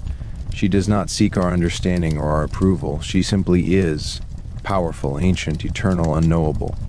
And perhaps in that silence, she speaks more eloquently than any words could convey. She speaks of the limits of language, the inadequacy of explanation, the mystery at the heart of existence. She speaks of the darkness that words cannot illuminate, the depths that reason cannot fathom, the truths that can only be experienced, never fully articulated. The mother of monsters is silent, and in her silence, she is most powerful, most mysterious, most truly herself. We can speculate about what she might say, can imagine her voice, can attempt to fill the gap in the narrative. But in the end, her silence remains, a presence more powerful than any speech, a statement more profound than any explanation. And so we are left with questions rather than answers, with mystery rather than certainty, with a figure who refuses to be fully known or fully understood. Echidna's silence is not a weakness but a strength, not an absence but a presence, not a void but a fullness that exceeds our capacity to comprehend. In the darkness of her cave, the mother of monsters smiles her enigmatic smile and says nothing. And in saying nothing, she says everything that needs to be said. The silence speaks. And we, if we are wise, will listen. Echidna has never left us. Though millennia have passed since the ancient Greeks first told her stories, the mother of monsters remains present in our collective consciousness, our cultural imagination, our deepest psychological landscapes. She has transformed, adapted, taken on new forms and new meanings, but her essence persists. The Dark Mother, the source of what we fear, the reminder that creation and destruction are inseparable. In modern popular culture, Echidna appears explicitly in fantasy literature, video games, films, and television shows. Rick Riordan's Percy Jackson series introduced her to millions of young readers as a complex antagonist. Video games from God of War to Assassin's Creed have featured her or her children as memorable encounters. Each adaptation reimagines her for contemporary audiences while preserving her core identity as the mother of monsters. But Echidna's influence extends far beyond these direct references. Every monster mother in fiction, every alien queen birthing her deadly brood, every dark sorceress creating abominations, every corrupted goddess spawning nightmares, carries echoes of Echidna. She established the archetype, created the template that countless stories have followed. The alien queen from the Alien franchise, with her grotesque maternity and her deadly children, is Echidna in space. The White Walker's mysterious origins in Game of Thrones echo her primordial nature. In psychology, Echidna represents the shadow mother, the dark aspect of the maternal archetype that Jungian analysis recognizes as essential to the complete understanding of the psyche. She is the mother who devours rather than nurtures, who creates monsters rather than heroes, who represents the terrifying aspects of the feminine that patriarchal cultures have sought to suppress. Modern therapy increasingly recognizes that integrating these shadow aspects is essential for psychological wholeness. Environmental movements have found unexpected resonance in Echidna's mythology. She represents nature's capacity to create beings that resist human control, that challenge our dominance, that remind us of our vulnerability. In an age of climate change and ecological crisis, Echidna's monsters can be read as nature's response to human hubris, warnings that we ignore the wild at our peril. Feminist theory continues to reclaim Echidna as a symbol of female power that refuses domestication. She is the woman who will not be controlled, the mother who raises her children according to her own values rather than society's expectations, the creator whose work is judged monstrous simply because it threatens the established order. In this reading, every woman who has been called difficult or unnatural or monstrous for refusing to conform is a daughter of Echidna. The mother of monsters endures because what she represents is eternal, As long as humans fear the dark, confront the unknown, struggle with creation and destruction, Echidna will remain relevant. She is not a relic of ancient superstition, but a living symbol, constantly renewed, forever present in the depths where monsters are born. In her dark cave, coiled and eternal, Echidna waits. She has always waited. She will always wait. For she is the mother of monsters, and monsters will always be born.